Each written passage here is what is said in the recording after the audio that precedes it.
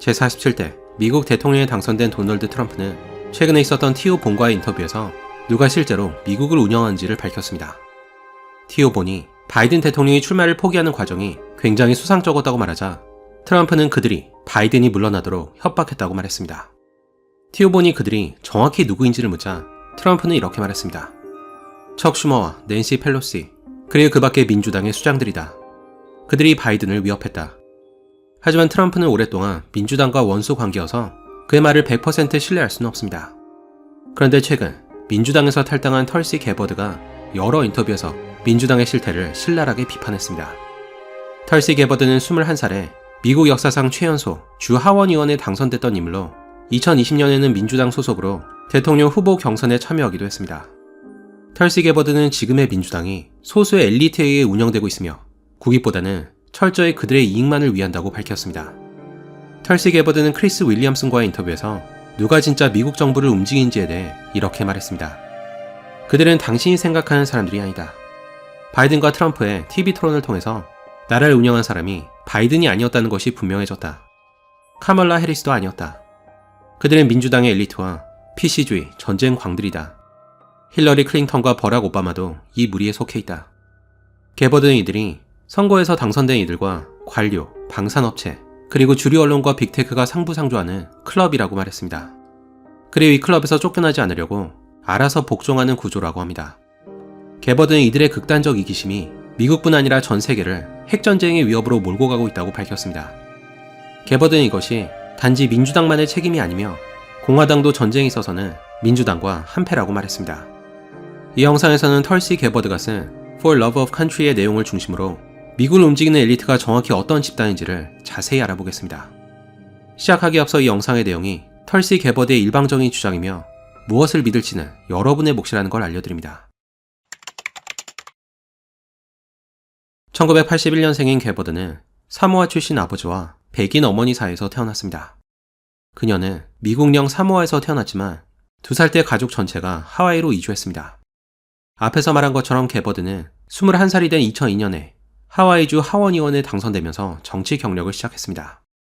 게버드는 이후에 재선을 포기하고 자원에서 이라크에서 군 복무를 한 특이한 이력을 갖고 있습니다. 그녀가 복무한 곳이 교전 지역이어서 수많은 군인들이 목숨을 잃는 걸 목격했다고 합니다. 게버드는 이때의 경험이 그녀의 삶을 완전히 바꿔놨다고 말했습니다. 그녀는 전쟁이 얼마나 참혹한지를 직접 목격하면서 전쟁의 필요성에 대해 의문을 품게 됩니다. 그녀가 다시 전기에 복귀한 이유도 정치인과 군수업체가 합작해서 무의미한 전쟁을 일으킨 것에 반대하기 위해서라고 말했습니다. 2012년 게버드는 민주당 소속으로 연방 하원의원에 당선됐습니다. 당시만 하더라도 게버드는 민주당이야말로 진정으로 국민을 대변하고 언론의 자유를 옹호한다고 믿었다고 합니다. 이외에 사선까지 역임한 게버드는 민주당에 떠오르는 스타로 주목을 받았습니다. 하지만 얼마 후 어떤 사건을 계기로 게버드는 민주당으로부터 철저히 외면을 받게 됩니다. 당시 오바마 행정부는 시리아에 군을 투입하려고 하고 있었습니다. 그런데 게버드가 공개적으로 전쟁에 반대하고 나선 것이었습니다. 그리고 얼마 후 민주당으로부터 전화가 걸려왔는데 그녀가 감히 민주당과 오바마 대통령을 거역했다고 질책하는 메시지였습니다. 하지만 그들은 그녀가 왜 전쟁에 반대하는지에 대해서는 전혀 관심이 없었다고 합니다. 그들이 원하는 건 민주당과 대통령에 대한 절대적인 충성이었습니다. 그리고 이때부터 민주당이 그녀를 대하는 태도가 180도 변했다고 합니다. 털시 게버드는 조 로건과의 인터뷰에서 이때의 경험에 대해 이렇게 말했습니다. 내가 시키는 대로 하지 않자 나를 대하는 태도가 돌변했다. 민주당 수뇌부는 내가 그들의 약점과 위선을 폭로하는 것을 두려워했다. 그래서 그때부터 나와 거리를 두기 시작했다. 나를 비방하고 불신을 조장하더니 내가 언론에 노출되는 걸 완전히 막아버렸다. 게버드는 민주당에 있을 때 당과 반대되는 의견을 피력하거나 우파 인터뷰에 참여했다는 것만으로 계속된 비난을 받았다고 합니다. 게버드는 이에 대해서 이렇게 말했습니다. 이들은 더 이상 표현의 자유를 옹호하지 않으며 반대 의견은 철저히 묵살되고 공격받는다. 그리고 적으로 낙인이 찍힌다. 또 힐러리 클린턴 같은 민주당 수뇌부는 우리에게 반대하면 끝장이라는 공포심을 조장한다. 게버드는 2020년 대통령 후보 경선에 참여했을 때도 비슷한 경험을 했다고 합니다. 이때 게버드는 민주당 대통령 후보들과의 TV 토론에서 힐러리 클린턴과 카멜라 해리스를 비난했습니다. 게버드는 특히 카멜라 해리스가 검사로 있을 때 많은 오점을 남겼던 걸 지적했습니다. 예를 들어 억울한 누명을 쓴 남자를 풀어줄 충분한 증거가 나왔음에도 그 증거를 막았던 일과 이미 형량이 끝난 수감자들에게 강제 노동을 시켰던 일을 언급했습니다. 개버드는 해리스가 검사로서 많은 문제가 있었음에도 이상하게 자기 말고는 그 누구도 이 부분을 지적하지 않았다고 말했습니다. 민주당의 눈밖에 난 개버드는 많은 공격을 받아왔습니다. 2019년 힐러리 클린턴은 한 팟캐스트 방송에서 러시아가 개버드의 뒤를 봐주고 있다고 말했습니다. 그건 전혀 사실이 아니었지만 당시에는 많은 사람들이 힐러리 클린턴의 말만 믿고 한동안 자기를 의심했다고 합니다. 개버드가 민주당의 문제로 가장 먼저 지적한 것은 그들이 언론을 통제하고 권력을 남용한다는 것입니다. 개버드는 민주당이 그들이 적이라고 간주하는 사람들에 대한 거짓 비방을 서슴지 않으며 빅테크와 미디어까지 이들의 목소리에 힘을 실어준다고 말했습니다. 개버드는 한 예로 트럼프 러시아 내통 스캔들을 들었습니다.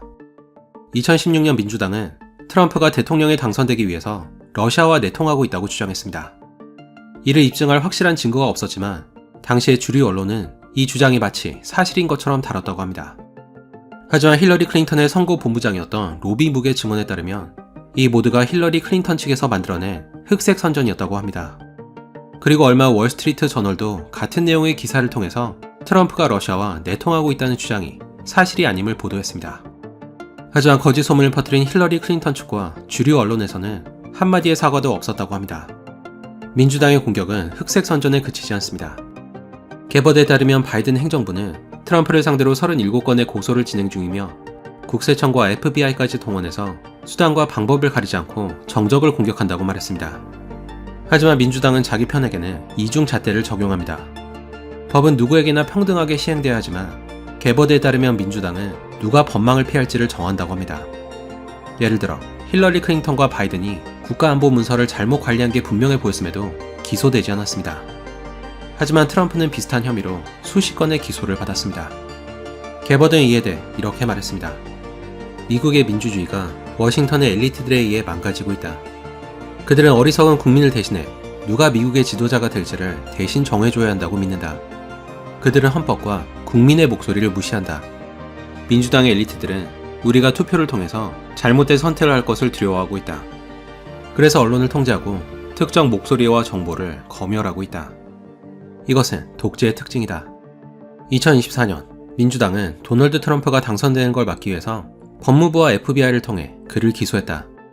오늘 공격받는 쪽은 공화당이지만 내일은 민주당이 될 수도 있다.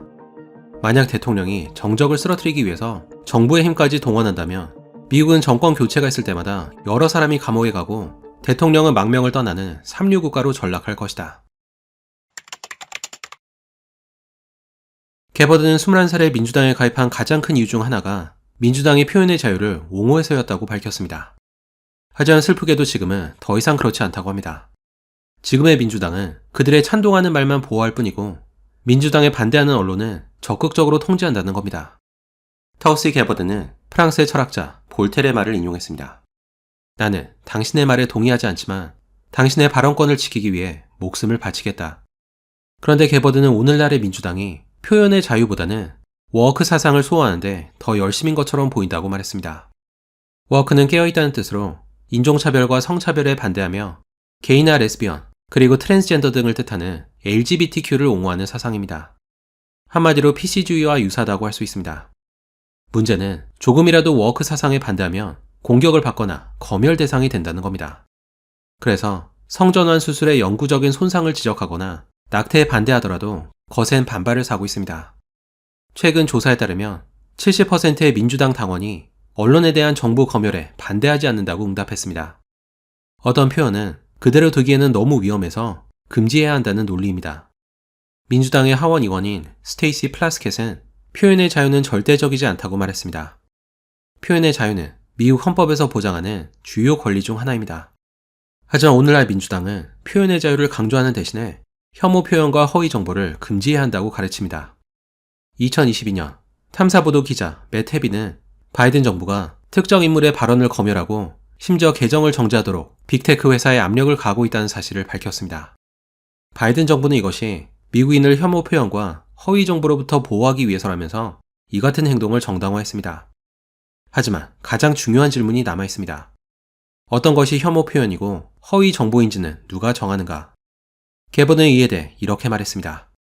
민주당의 엘리트들은 누가 검열을 받고 어떤 말은 괜찮은지를 자기들이 정해야 한다고 생각한다.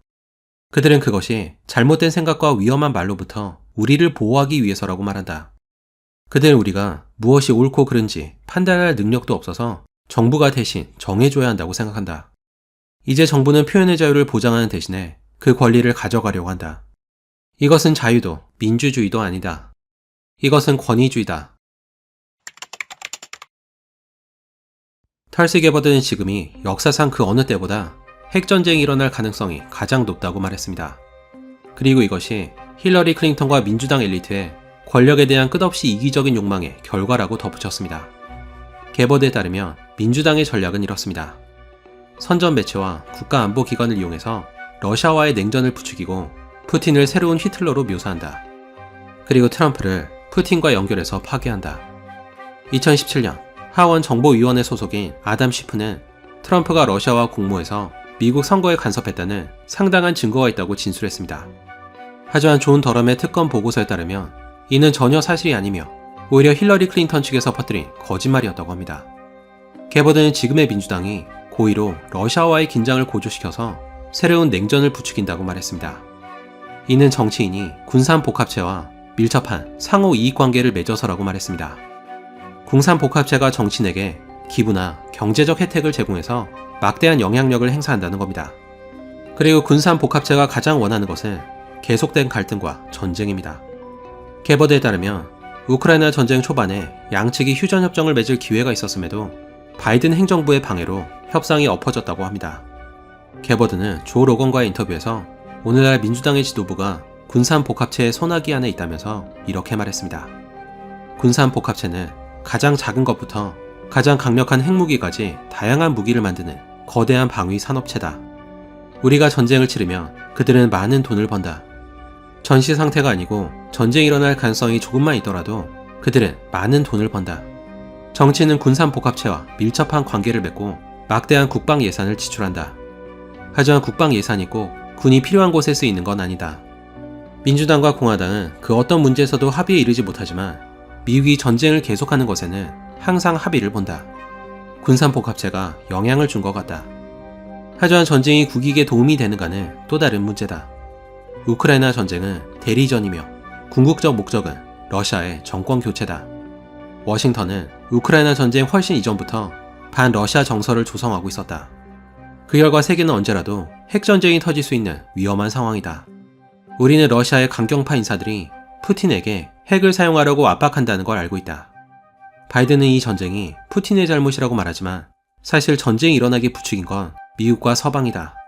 서방은 러시아가 우크라이나를 넘어서 유럽 전체를 차지할 거라고 말하지만 사실이 아니다. 러시아는 우크라이나를 차지하는데도 애를 먹고 있다. 푸틴은 벼랑에 몰려있고 망신을 당했다. 러시아는 이미 핵을 사용하는 걸 얘기하고 있고 이를 위해서 핵 정책까지 수정했다. 우리는 핵 전쟁 직전에 있는데 미디어는 다루지 않는다. 다룬다고 하더라도 마치 이길 수 있는 전쟁인 것처럼 말한다. 하지만 핵을 주고받는 상황에서 이기는 건 불가능하다. 사람들은 미국이 우크라이나에 돈을 쏟아붓는 걸 당연시한다. 하지만 그 돈이 어떻게 쓰이고 있는진 묻지 않는다. 우크라이나에서의 부정부패에도 관심이 없다.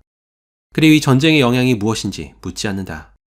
조 로건이 게버드에게 앞으로 어떻게 될 건지를 묻자 게버드는 이렇게 말했습니다. 만약 아무것도 변하지 않고 지금 상태가 계속되면 3차 세계대전과 핵 재앙이 일어날 것이다. 하와이 출신인 게버드는 북한의 핵미사일 개발에 유독 큰 관심을 보였습니다. 게버드는 미국의 잘못된 외교 정책과 정권 교체 시도가 북한이 핵미사일 개발에 집착하게 했다고 말했습니다. 게버드는 이에 대해 이렇게 말했습니다. 리비아의 독재자 카다피는 미국이 그의 정부를 전복하지 않을 거라는 약속을 믿고 핵무기 프로그램을 포기했다. 하지만 카다피가 핵무기 프로그램을 포기하자마자 오바마 행정부와 힐러리 클린턴은 약속을 어기고 리비아를 공격했다. 카다피는 결국 거리로 끌려 나와서 비참한 최후를 맞았다. 지금 리비아는 공개적으로 노예를 거래하고 있고 이슬람 테러 단체가 방대한 영토를 차지하고 있다. 김정은은 카다피와 같은 결말을 원하지 않는다. 이제 그에게 핵무기를 포기하며 안전을 보장하겠다는 말은 먹히지 않는다. 개버드는 민주당이 워크 사상을 너무 옹호한 나머지 남자와 여자 사이에 생물학적 차이가 있다는 객관적인 사실마저 부정하고 있다고 말했습니다. 최근에는 리아 토마스라는 트랜스젠더 선수가 여성 수영 경기에 참가해 큰 논란이 된 적이 있었습니다. 리아 토마스가 남성 경기에 출전했을 때는 전국 랭킹이 462위에 불과했지만 성전환을 하고 여성 경기에 참여하고부터는 많은 대회에서 1위를 차지하고 있다고 합니다. 게다가 여자 선수들은 리아 토마스와 같은 탈의실을 사용하도록 강요받았습니다. 당연히 여자 선수들은 강하게 항의했지만 이들은 오히려 워크 단체로부터 트랜스젠더 혐오자라는 공격을 받았다고 합니다. 이처럼 남자와 여자의 차이가 무시되면서 많은 부작용이 발생하고 있습니다. 하지만 정부는 여전히 과할 정도로 트랜스젠더 친화적인 정책을 밀어붙이고 있습니다. 또 다른 문제는 학교에서 학생들에게 성전환 수술을 받으라고 적극 권장한다는 것입니다. 학교는 학생이 성정체성 혼란을 겪고 있는 걸 알면서도 부모에게 알리지 않습니다. 그러면서 부모 몰래 학생이 호르몬 억제제를 받거나 성전환 시술을 받는 걸 돕는다고 합니다. 만약 부모가 반대하면 정부는 아이를 강제로 데려가겠다고 협박했다고 합니다. 하지만 사리분별을 못하는 너무 이른 나이에 돌이킬 수 없는 시술을 받게 하는 건 굉장히 위험한 일입니다. 실제로 수많은 트랜스젠더 청소년들이 자신의 결정을 깊이 후회하면서 이를 자신의 인생에서 가장 큰 실수로 꼽았습니다. 개버드를 인터뷰하던 조 로건은 자기 친구도 비슷한 일을 겪었다면서 이렇게 말했습니다. 내 친구 아내가 선생님인데 여학생 화장실에 애완동물용 변기를 설치해야 했다. 어떤 여학생이 자신의 정체성이 고양이라고 했기 때문이다. 그래서 여학생의 부모가 학교를 졸라서 애완동물용 변기를 설치하게 했다. 하지만 정부와 학교에서 이런 급진적인 정책을 밀어붙이는 동안 읽기와 쓰기 같은 기초교육은 뒷전으로 밀려났습니다. 그래서 미국 성인 인구의 절반인 1억 3천만 명이 6학년 수준 이하의 독서력을 갖고 있다고 합니다. 개버드는 이 사태에 대해 이런 말을 남겼습니다. 그들은 진실과 거짓의 경계선을 모호하게 만들었다. 이 경계선을 없애면 그 어떤 것도 가능하다. 옳고 그름, 그리고 거짓과 진실이 사라진다. 권력을 잡은 이들은 오직 그들만이 무엇이 옳고 그른지를 판단할 수 있다고 생각한다. 만약 반대하면 검열과 비난이 기다리고 있다. 오늘날의 민주당 엘리트들은 가족을 파괴하고 있고 아이들을 위해 무엇이 최선인지를 부모보다 정부가 결정해야 한다고 생각한다. 털시 개버드는 오늘날 민주당이 이상할 정도로 종교의 자유를 억압하고 있다고 말했습니다. 이들이 적극적으로 하나님의 존재를 지우려고 하고 있고 종교인들에 대해 공개적으로 적대적이라는 겁니다. 이에 대한 개버드의 글을 요약하면 이렇습니다.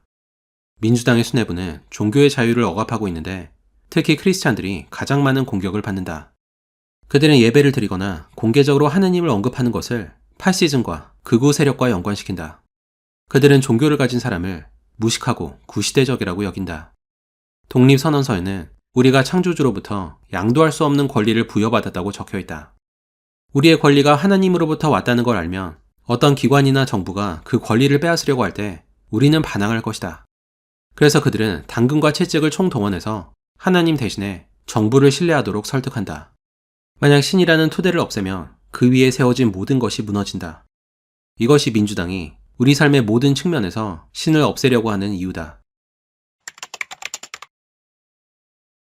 개버드는 책에서 국민의 이익을 대변하지 않는 민주당의 여러 정책을 소개했습니다. 개버드는 바이든 행정부가 일부러 국경을 개방해서 수많은 불법 이민자가 미국 안으로 들어왔다고 말했습니다. 그 결과 미국 전역에서 범죄가 크게 늘었다고 합니다. 개버드는 민주당이 국경을 개방한 이유에는 정치적 의도가 깔려 있다고 말했습니다.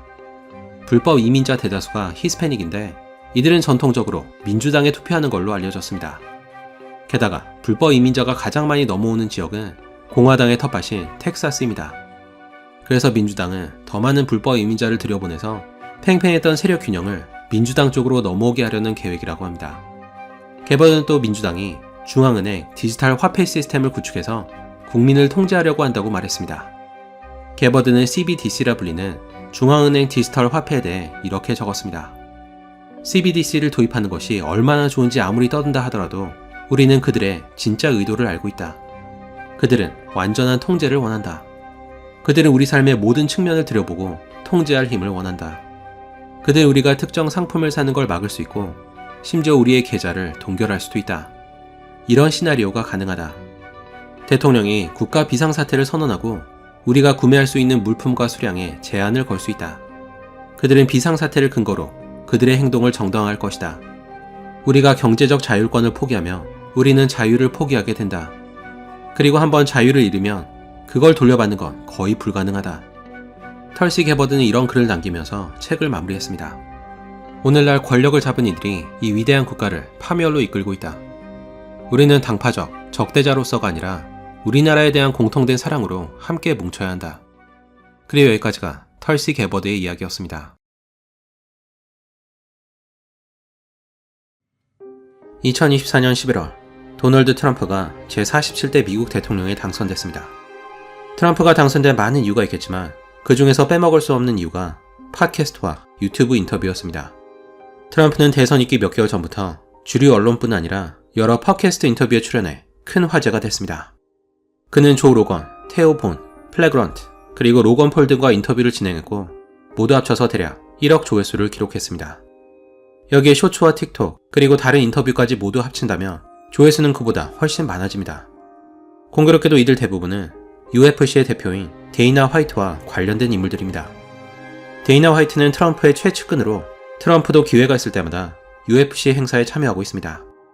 도널드 트럼프에게 팟캐스트 인터뷰를 적극 추천한 인물은 그의 아들 베런이었다고 알려졌습니다.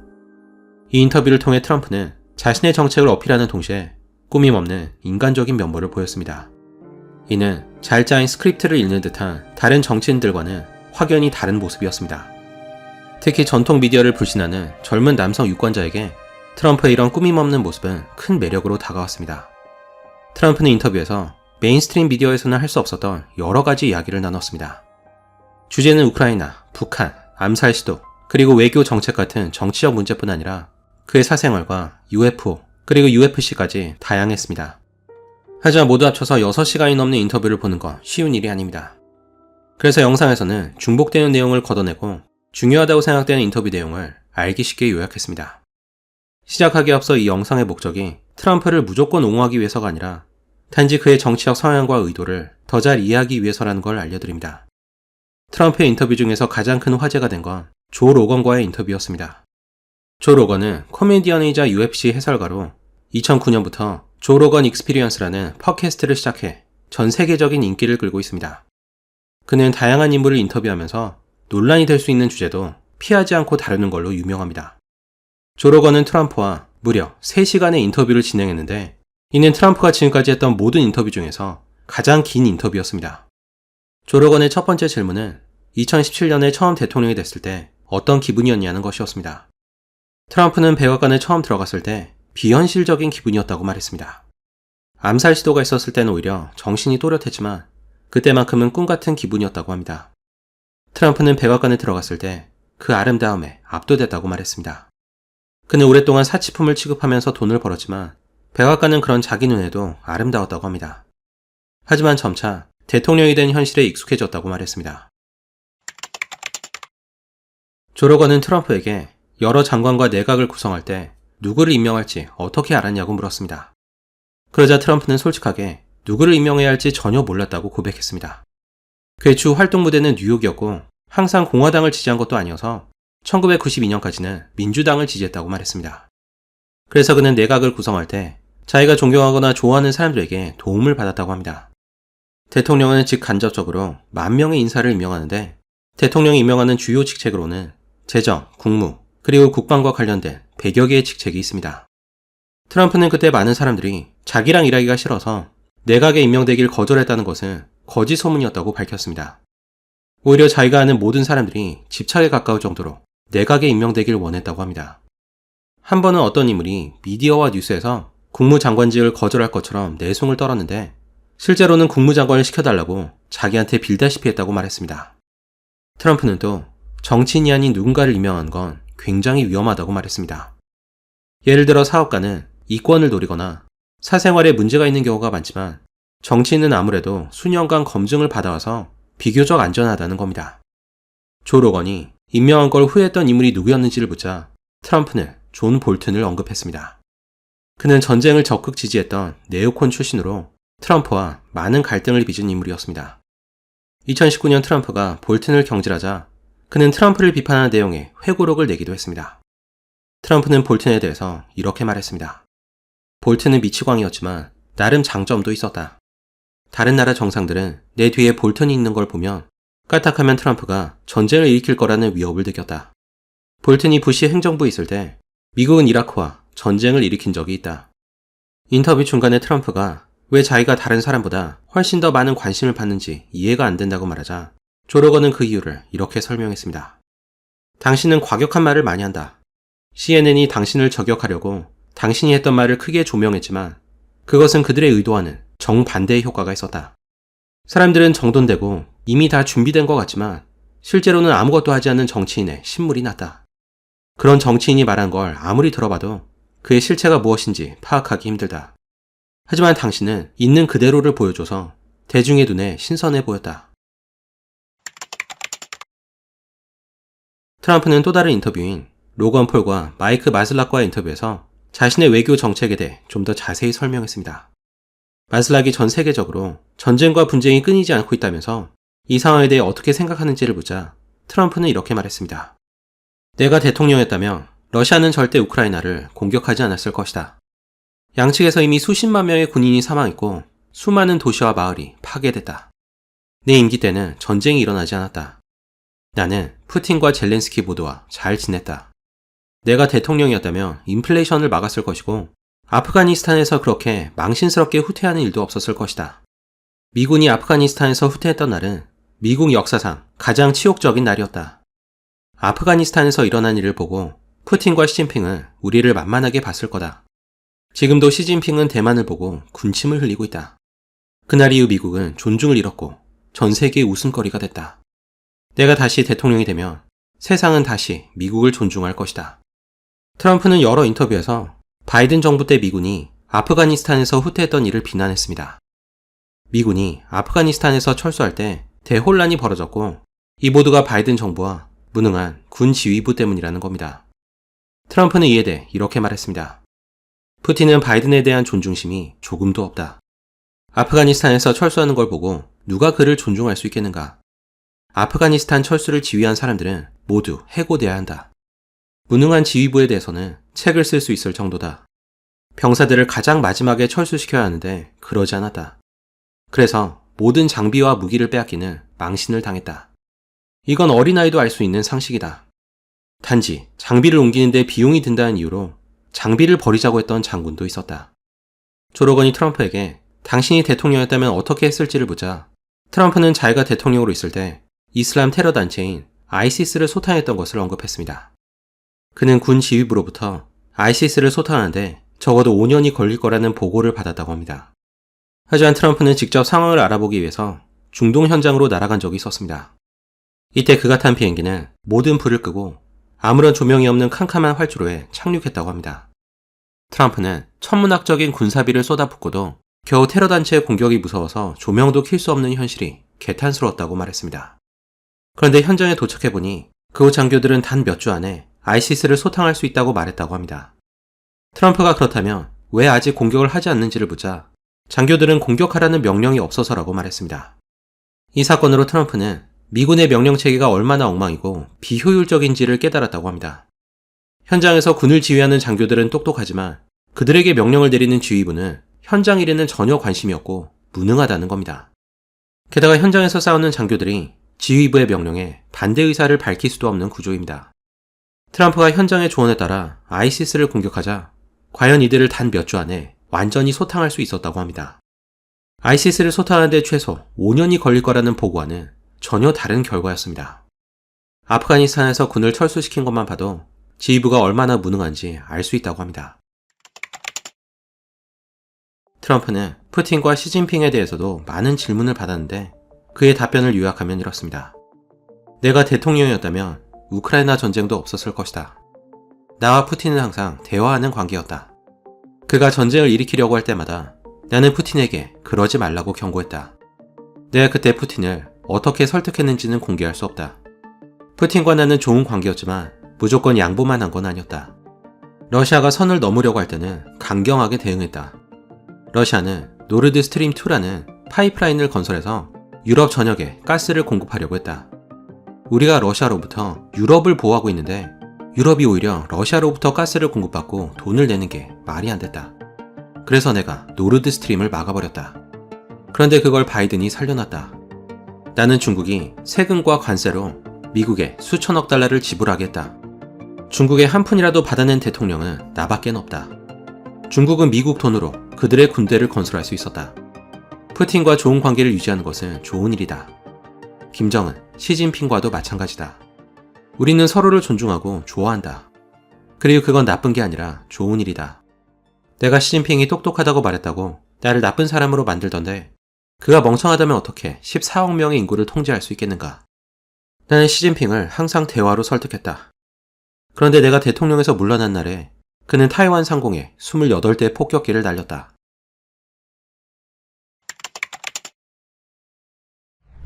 대통령이 당선됐을 때 트럼프는 오바마에게 미국의 가장 큰 문제가 무엇인지를 물어봤다고 합니다. 오바마의 대답은 북한이었습니다. 당시 오바마는 미국이 북한과 전쟁을 할 거라고 생각했다고 합니다. 트럼프는 만약 힐러리 클린턴이 대통령이 됐다면 미국은 아마 북한과 핵전쟁을 했을 거라고 말했습니다. 김정은도 이 사실을 잘 알고 있어서 전쟁을 준비하고 있었다고 합니다. 하지만 자기가 대통령이었을 때는 북한과 큰 문제가 없었다고 말했습니다. 물론 초반에는 누구 책상에 빨간 버튼이 더 큰지를 두고 싸운 적도 있지만 김정은을 만나서 금방 친해졌다고 말했습니다. 김정은에게 농담으로 그냥 편하게 쉬지 왜 맨날 핵이나 만들고 있냐고 묻자 김정은은 자신의 안전을 위해서 어쩔 수 없다고 말했다고 합니다. 트럼프는 적과 대화로 문제를 해결할 수 있는 자신과 같은 대통령이 있다면 많은 외교 문제가 쉽게 해결될 거라고 말했습니다. 로건 폴이 세계의 지도자들과는 어떤 대화를 나누냐고 묻자 트럼프는 누구를 상대하는지에 따라 다르다고 말했습니다. 하지만 자신은 나약한 인물보다는 강인한 인물과 더 잘 어울렸다고 합니다. 트럼프는 강한 인상을 준 두 지도자를 언급했는데 바로 헝가리의 오르반 총리와 인도의 모디 총리였습니다. 특히 모디 총리에 대해서는 겉으로는 아버지 같은 푸근한 인상이지만 내면은 킬러의 본능을 갖고 있다고 말했습니다. 한번 어떤 나라가 인도를 위협해서 트럼프가 돕겠다고 나섰는데 모디는 자신이 직접 해결할 일이라면서 단호하게 거절했다고 합니다. 트럼프는 외교와 무역에 있어서도 자기가 대통령이었을 때의 정책을 계속하겠다고 말했습니다. 그는 관세를 잘 이용하며 미국을 훨씬 더 부유하게 만들 수 있다고 주장했습니다. 참고로 관세는 수입 물품에 매기는 세금으로 자국의 산업을 보호하기 위해서 쓰입니다. 트럼프는 관세를 늘리면 소득세를 줄일 수 있다면서 이렇게 말했습니다. 나에게 관세는 그 어떤 단어보다 아름다운 단어다. 관세를 잘 활용하면 미국은 엄청나게 부유해질 것이다. 관세를 부과하면 소득세를 없앨 수도 있다. 1890년대 미국은 어디에 돈을 써야 할지 모를 만큼 돈이 많았다. 당시 미국은 소득세보다는 관세를 더 많이 부과했다. 그런데 어리석게도 관세보다는 소득세에 더 큰 비중을 두기 시작했다. 왜냐하면 다른 나라들이 미국 정치인들에게 로비해서 관세를 줄이도록 압박했기 때문이다. 트럼프는 그러면서 관세가 미국에 득이 됐던 다양한 사례를 소개했습니다. 한 번은 중국이 멕시코에 대규모 자동차 공장을 건설해서 미국에 자동차를 판매하려고 했다고 합니다. 만약 멕시코에 공장이 건설되면 값싼 중국 자동차가 대량으로 미국에 밀려들 판이었습니다.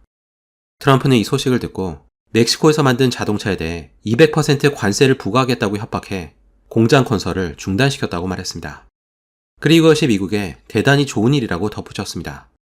트럼프는 자동차뿐 아니라 반도체에도 관세를 부과해야 한다고 말했습니다.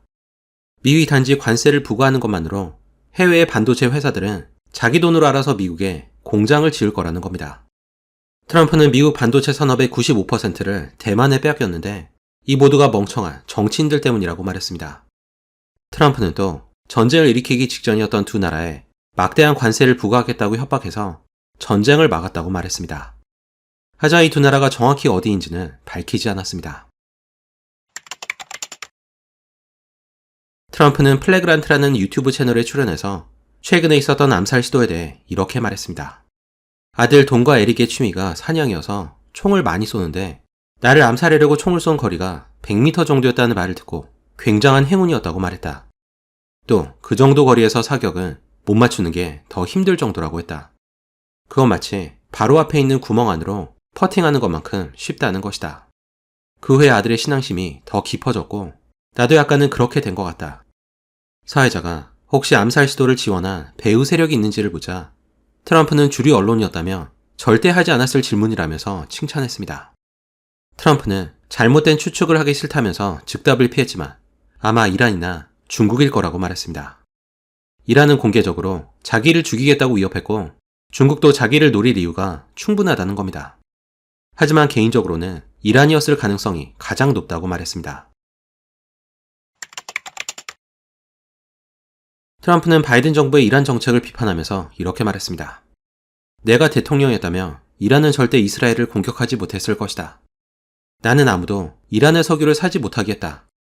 중국에는 이란에서 석유 1배럴만 사도 미국은 중국과 무역 거래를 하지 않겠다고 말했다.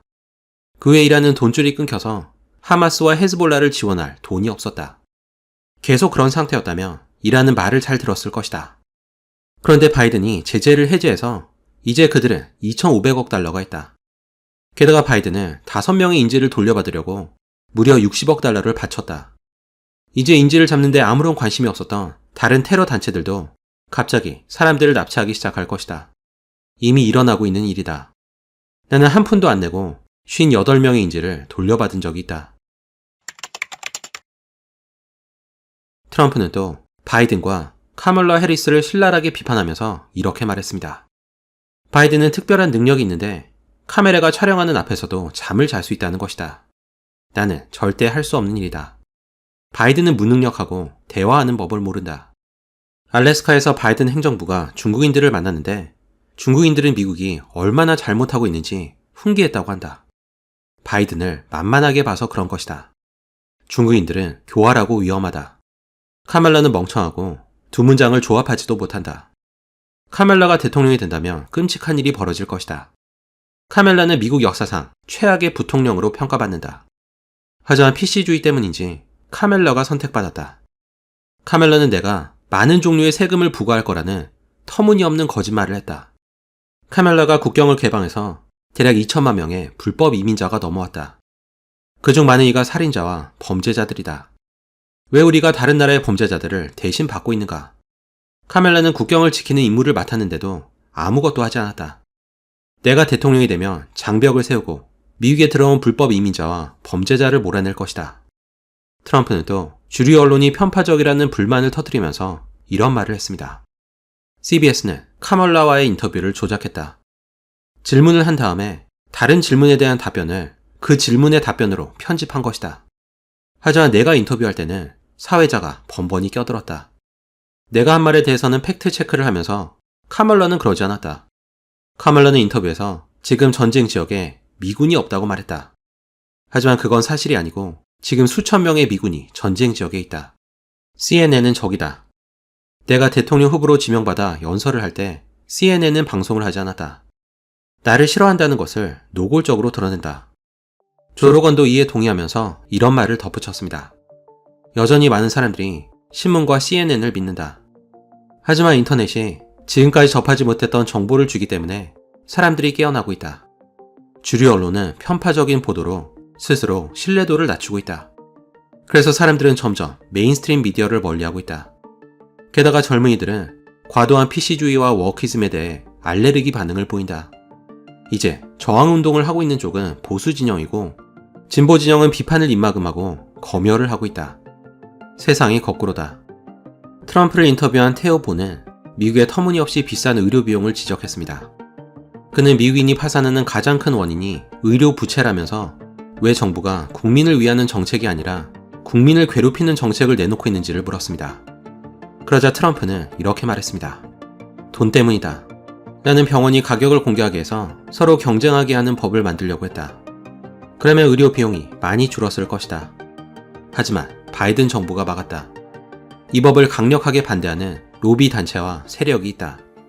내가 대통령이 되면 다시 추진하겠다.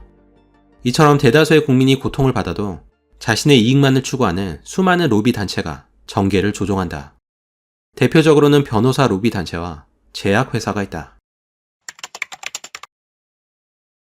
트럼프는 로건 폴과의 인터뷰에서는 정치 이야기에서 벗어난 가벼운 대화를 나눴습니다.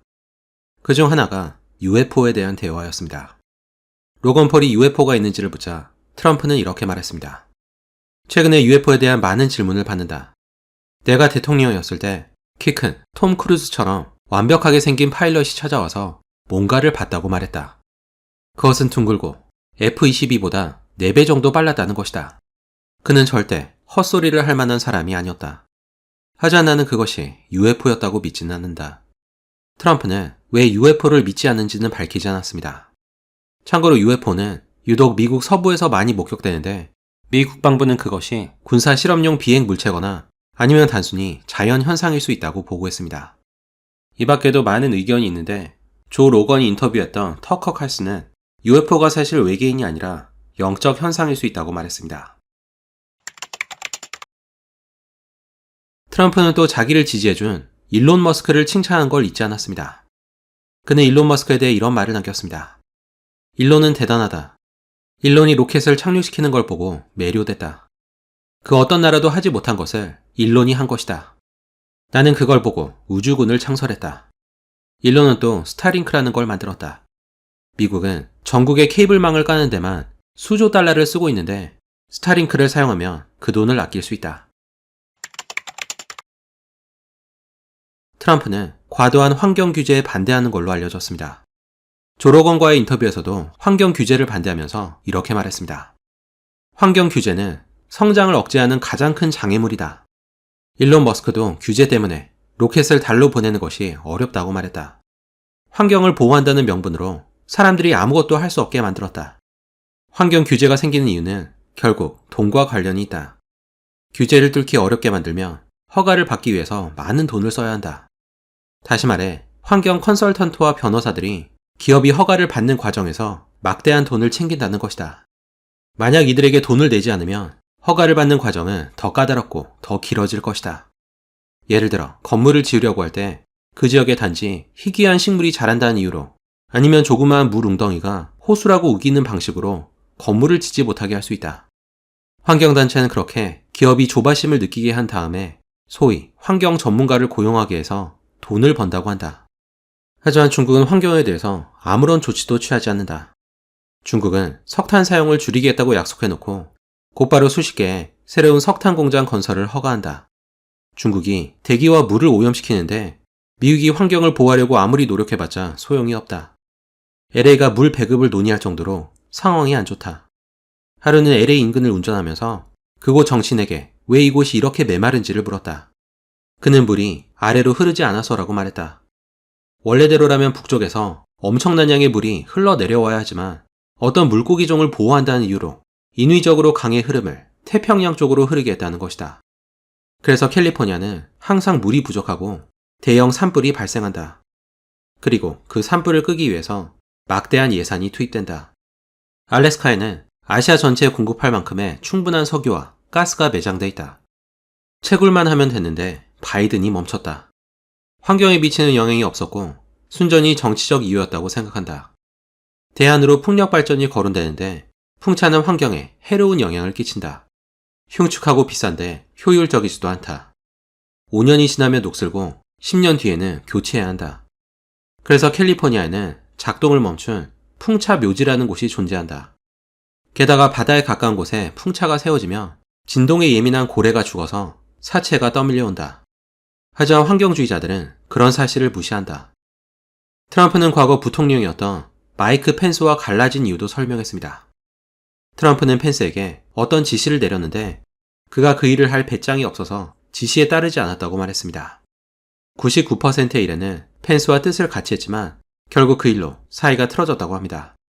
트럼프는 그 외에도 여러 주제에 대해 많은 대화를 나눴습니다.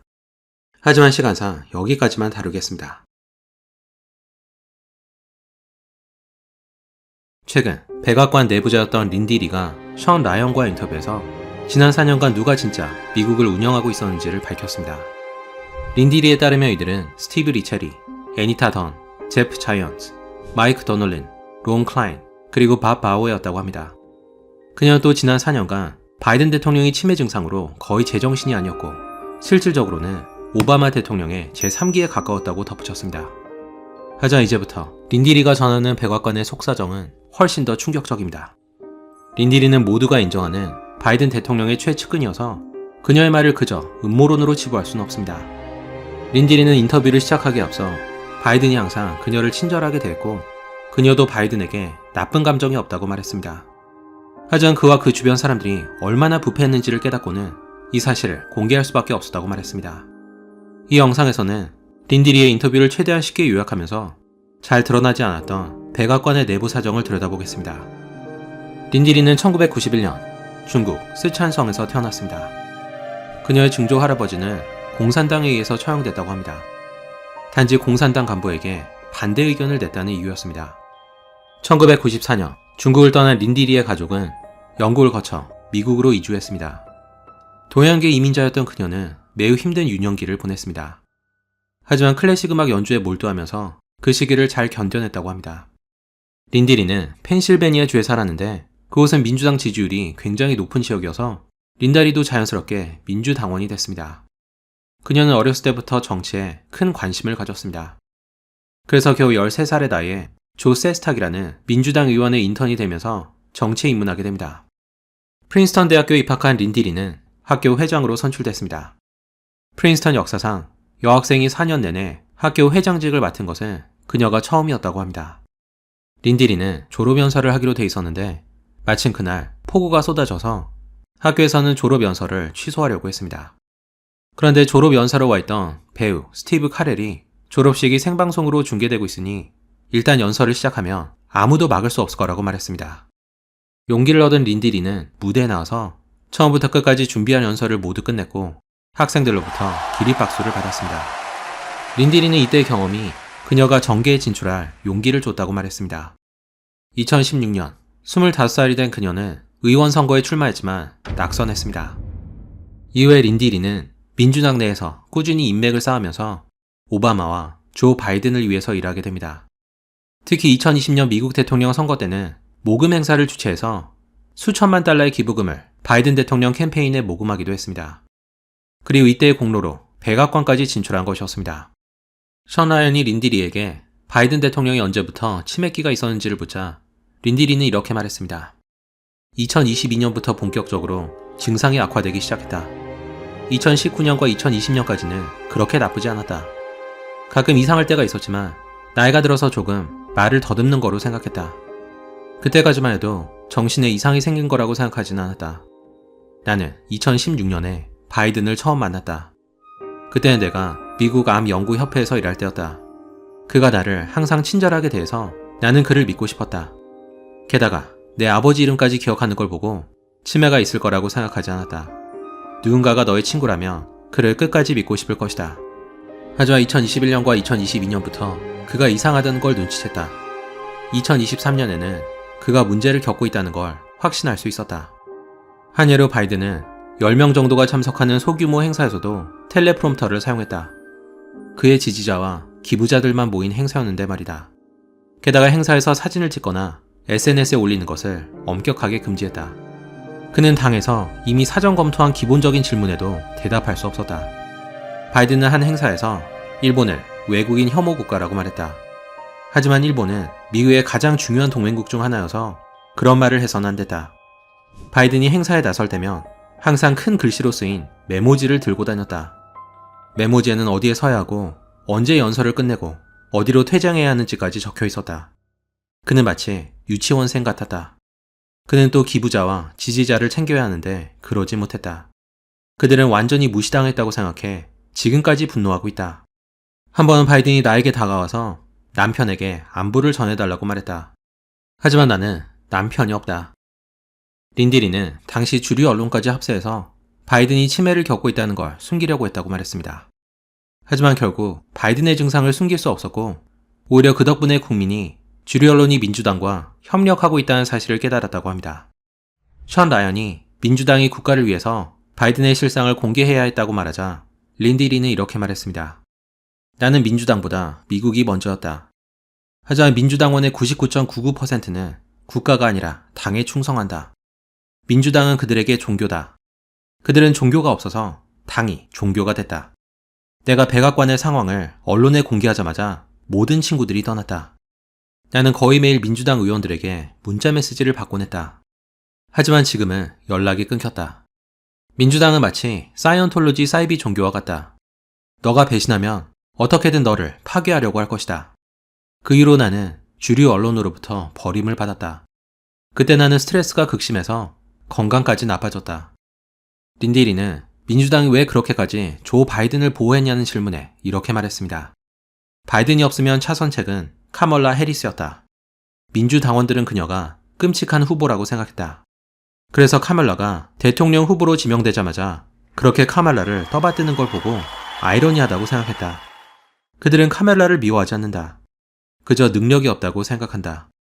바이든을 대체할 다른 인물이 있었다면 충분히 그랬을 것이다.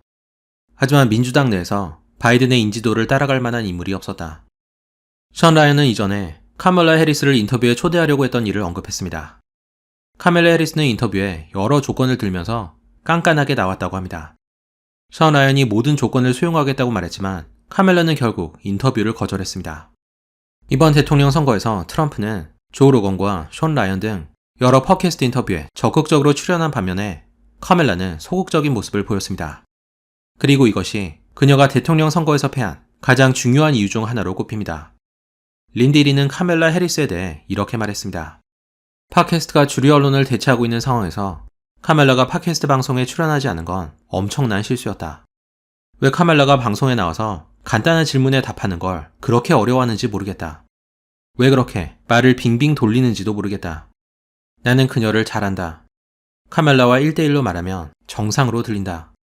하지만 인터뷰를 하면 갑자기 그녀는 안드로이드가 된다. 우리는 대통령인 척하는 누군가를 원하지 않는다. 우리는 인간적인 대통령을 원한다.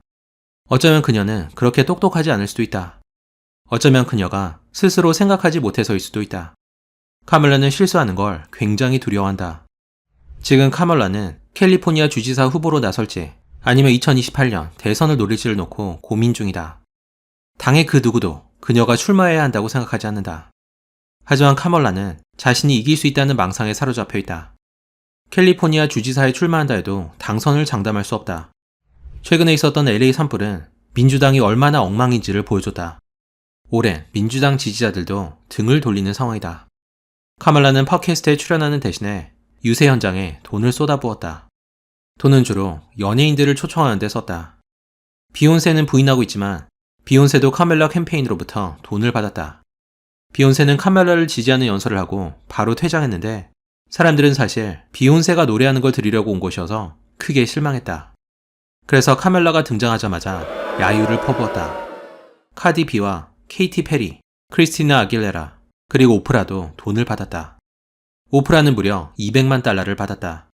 게다가 카멀라를 인터뷰한 MSNBC 앵커인 알 샤프튼도 50만 달러를 받았다. 소위 언론인이라는 사람이 인터뷰 직전에 돈을 챙긴 것이다. 민주당은 또 5성급 호텔과 럭셔리 여행, 그리고 자가용 제트기 등에 돈을 마구 퍼부었다. 민주당은 후원금 대부분을 이런 식으로 낭비한다. 하지만 후원금을 낸 사람들 대부분은 그 돈을 벌기 위해서 열심히 일하는 미국인들이다. 션 라이언은 린디 리에게 혹시 USAID가 카멀라 해리스의 대통령 선거 비용을 지불했는지를 물어봤습니다. USAID는 미국 국제개발처의 약자로 미국 정부의 공식적인 해외 원조 기관입니다. 하지만 최근 일론 머스크가 이끄는 정부 효율성 부서의 조사 결과 USAID가 세금을 부적절하게 사용했다는 의혹이 제기됐습니다. USAID의 지출 내역에는 세르비아 직장 내 다양성 증진을 위해서 150만 달러, 콜롬비아의 트랜스젠더 오페라에 5만 달러, 과테말라의 LGBT 활동을 위한 200만 달러가 포함되어 있습니다. USAID의 지출 내역이 공개되자 트럼프 대통령은 USAID의 해체를 지시하면서 직원 대부분을 해고했습니다. 혹시 USAID가 카멀라 해리스에게 돈을 줬냐는 질문에 린디리는 이렇게 말했습니다. USAID가 카멀라에게 돈을 줬다고 생각하진 않는다. 하지만 민주당은 USAID 조사에 겁을 먹고 있다. 트럼프가 그들의 약점을 간파한 것이다. 그곳이 부정부패의 중심이었다. 우리는 또 사라진 우크라이나 원조금이 어디로 갔는지 살펴봐야 한다. 우리는 우크라이나에 수십억 달러의 원조금을 보냈지만 젤렌스키는 그 돈을 받지 못했다고 말했다. 그 돈은 도대체 어디로 사라진 것인가? 왜 우리가 다른 나라에 트랜스젠더 오페라를 지원하는가? 왜 우리가 전 세계 다양성 증진을 위해서 자금을 지원하는가? 누군가는 이에 대해 답을 해야 할 것이다. 그들이 얼마나 화가 났는지를 보면 우리가 그들의 약점을 건드렸다는 걸 알 수 있다. 션 라이언은 지난 4년간 바이든 대통령이 제정신이 아니었다면 그동안 누가 실제로 미국을 경영했는지를 물었습니다. 이에 린디리는 지난 4년이 의문의 여지 없이 오바마의 세 번째 임기였다고 말했습니다. 오바마가 바이든의 선임 고문 6명과 젊은 백악관 직원들과 함께 나라의 실권을 장악했다는 겁니다. 린디리는 이 백악관 직원들이 누구인지를 설명하면서 이렇게 말했습니다. 바이든이 자리를 비운 틈을 타 이 30대 직원들이 마음대로 백악관을 운영했다. 이 직원들은 기본적으로 세계에서 가장 강력한 거주지에서 자신의 환상을 실현하며 고등학교 시절을 다시 살고 있는 너드들이다. 그들은 백악관의 사교부서를 장악하고 바이든과 해리스의 친구들을 초대하는 대신에 자기 친구들과 극좌 인플루언서들을 초대했다. 이는 대통령의 뜻을 실행하기보다는 자신들의 정치적 이익을 위한 것이었다. 우리는 결국 그것을 바로잡았지만 이들은 한동안 큰 골칫거리였다. 백악관은 오랫동안 몇 명의 MZ세대 백악관 직원들에 의해서 운영됐다.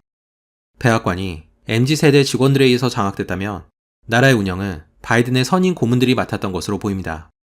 린디리는 이들의 실명까지 공개했는데 이들의 이름은 스티브 리체리, 애니타 던, 제프 자이언트, 마이크 도널린, 론 클라인, 그리고 밥 바워였습니다.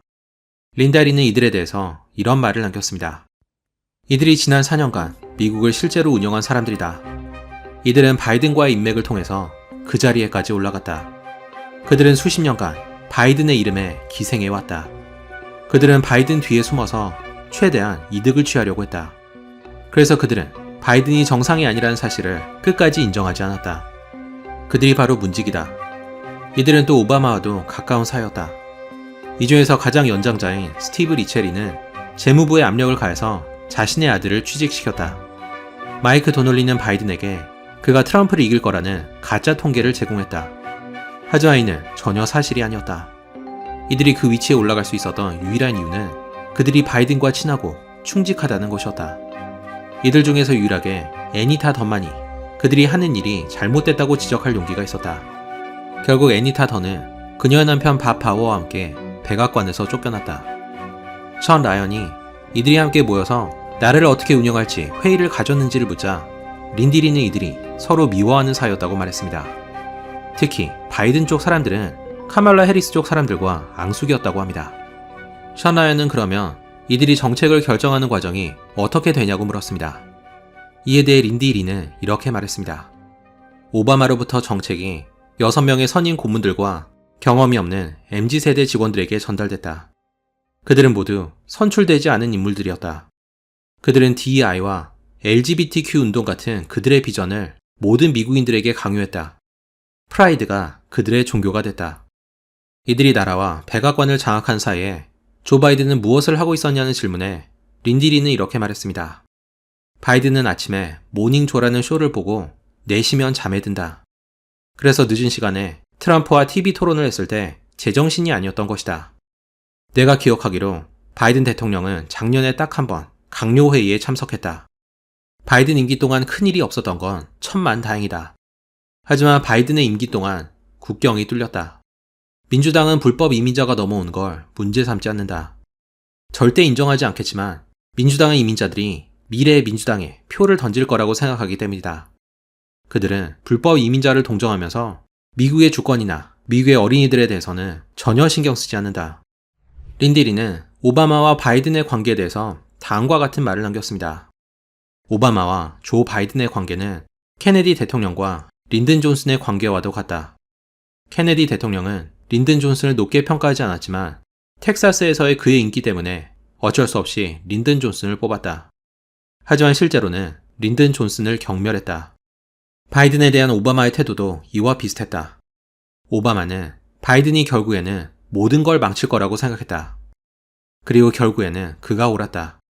오바마는 카말라 해리스도 신뢰하지 않았다. 하지만 민주당의 DEI 정책 때문에 흑인 여성인 카말라 해리스가 대통령 후보로 정해졌다. 린디리에 따르면 바이든이 TV 토론을 통해 치매를 겪고 있다는 게 분명해지면서 그의 아들 헌터 바이든이 백악관을 지휘했다고 합니다. 린디리는 헌터 바이든이 겉으로는 좋은 사람인 척했지만 사실 그의 사생활이 매우 지저분했다고 말했습니다. 린디리는 그런 헌터 바이든을 보면서 어떻게 저렇게 뻔뻔해질 수 있는지 놀랐다고 합니다. 헌터 바이든은 아버지 조 바이든과 함께 수많은 부정부패에 관여했다는 의혹이 있습니다. 그런데 퇴임을 한 달 앞둔 조 바이든은 갑자기 아들 헌터 바이든과 함께 가족 5명을 선제적으로 사면했습니다. 바이든은 이와 함께 사상 최대 규모인 1,500명을 사면 또는 감형했는데 이 중에는 살인자 37명도 포함됐습니다. 당연히 이런 사면은 큰 논란을 일으켰고 이 조치가 바이든 가문의 비리를 덮기 위한 거라는 의혹을 사고 있습니다. 린디리는 이에 대해서 이렇게 말했습니다. 나는 사면이 있을 거라는 걸 미리 알고 있었다. 그는 가족 전체를 사면했다. 이들 모두가 헌터의 사업에 연루됐기 때문이다. 이 모두가 2014년 우크라이나에서 시작된 비리로 거슬러 올라간다. 그때는 조 바이든이 부통령으로 있을 때였다. 조 바이든은 이와 아무런 상관이 없는 척하지만 조 바이든이 사실 중심이었다. 그가 아들을 행동대장으로 삼은 것이다. 바이든은 가족뿐 아니라 여러 사람을 사면하라는 많은 압력을 받았다. 그 중에는 살인자도 있었다. 션 라이언은 마지막으로 그녀가 민주당을 버리고 공화당을 지지하게 된 또 다른 이유가 있는지를 물었습니다. 린디리는 이에 대해 이렇게 말했습니다. 민주당이 집권하면서 범죄가 크게 늘었다. 나는 최근에 길가에 서 있다가 아무런 이유도 없이 폭행을 당했다.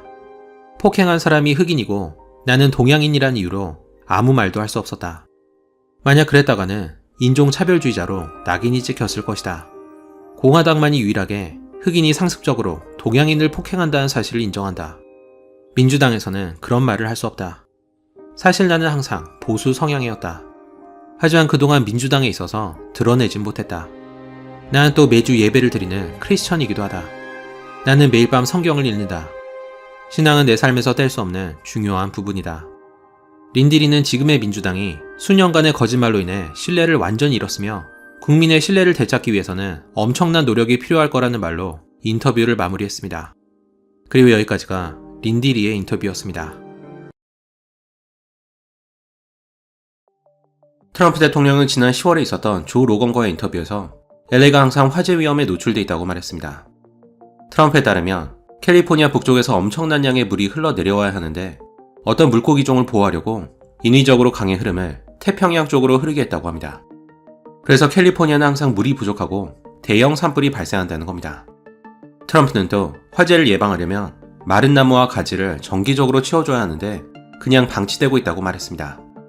트럼프는 이런 문제를 해결하기 위해서 더 많은 양의 물이 캘리포니아 남쪽으로 흐르게 하려고 했다고 합니다.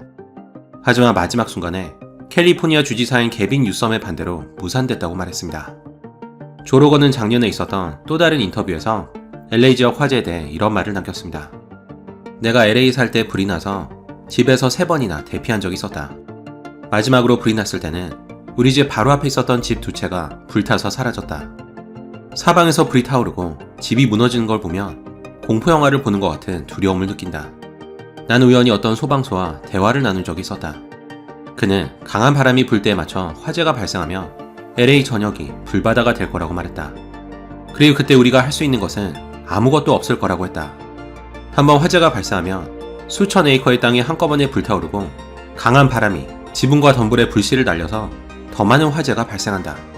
지금 모든 것이 메말라 있다. 화재는 보통 한 곳이 아니라 여러 곳에서 한꺼번에 일어나기 때문에 우리가 할 수 있는 게 아무것도 없을 것이다. 그리고 얼마 안가 이들의 우려가 현실이 됐습니다. 지난 1월 7일 캘리포니아주 LA 카운티에서 대형 산불이 발생했습니다. 팰리세이즈 산불을 시작으로 이튼 산불, 허스트 산불 등 최소 7개의 산불이 LA 카운티에서 거의 동시다발적으로 발생했습니다. 화재는 산타아나 강풍을 타고 걷잡을 수 없이 빠르게 번져서 약 160제곱킬로미터의 면적을 태웠습니다. 이는 서울시 면적의 4분의 1에 해당합니다. 참고로 LA시를 포함한 88개 도시로 이루어진 LA 카운티는 약 1000만의 인구가 거주하는 미국에서 인구가 가장 많은 카운티입니다. 이 화재로 가장 큰 피해를 본 지역은 팰리세이즈와 말리부였다고 합니다. 그 결과 LA에서도 가장 부유한 지역으로 꼽히는 이곳에서 수백 채의 주택이 소실됐고 페리스 힐튼과 멜 깁슨, 안소니 호킨스, 그리고 빌리 크리스털 같은 유명인들도 집을 잃었습니다. 이런 상황에서 얼마나 많은 피해가 발생할지 상상조차 할 수 없습니다.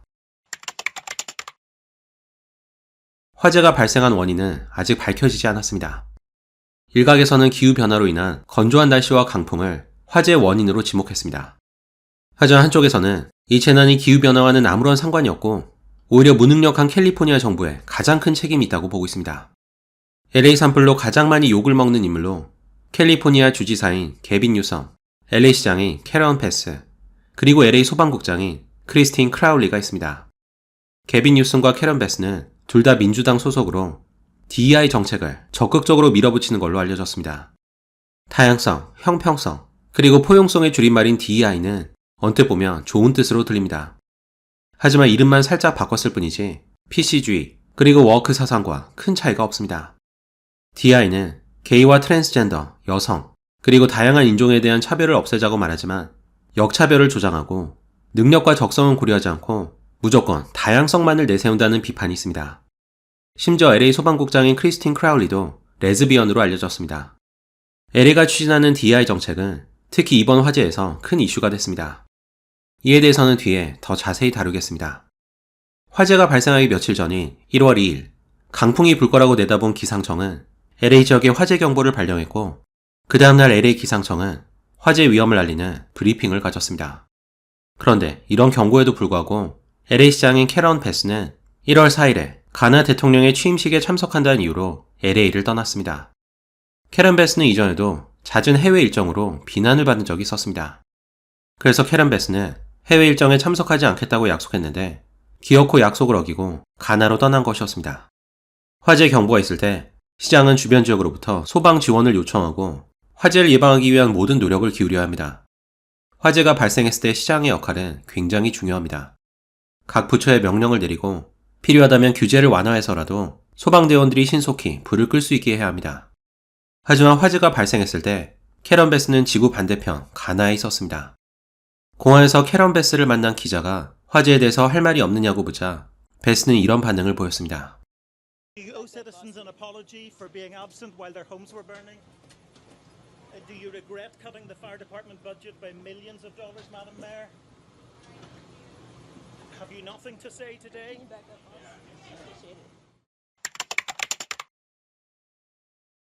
앞에서 말한 것처럼 LA 화재가 발생한 직접적인 원인은 아직 밝혀지지 않았습니다.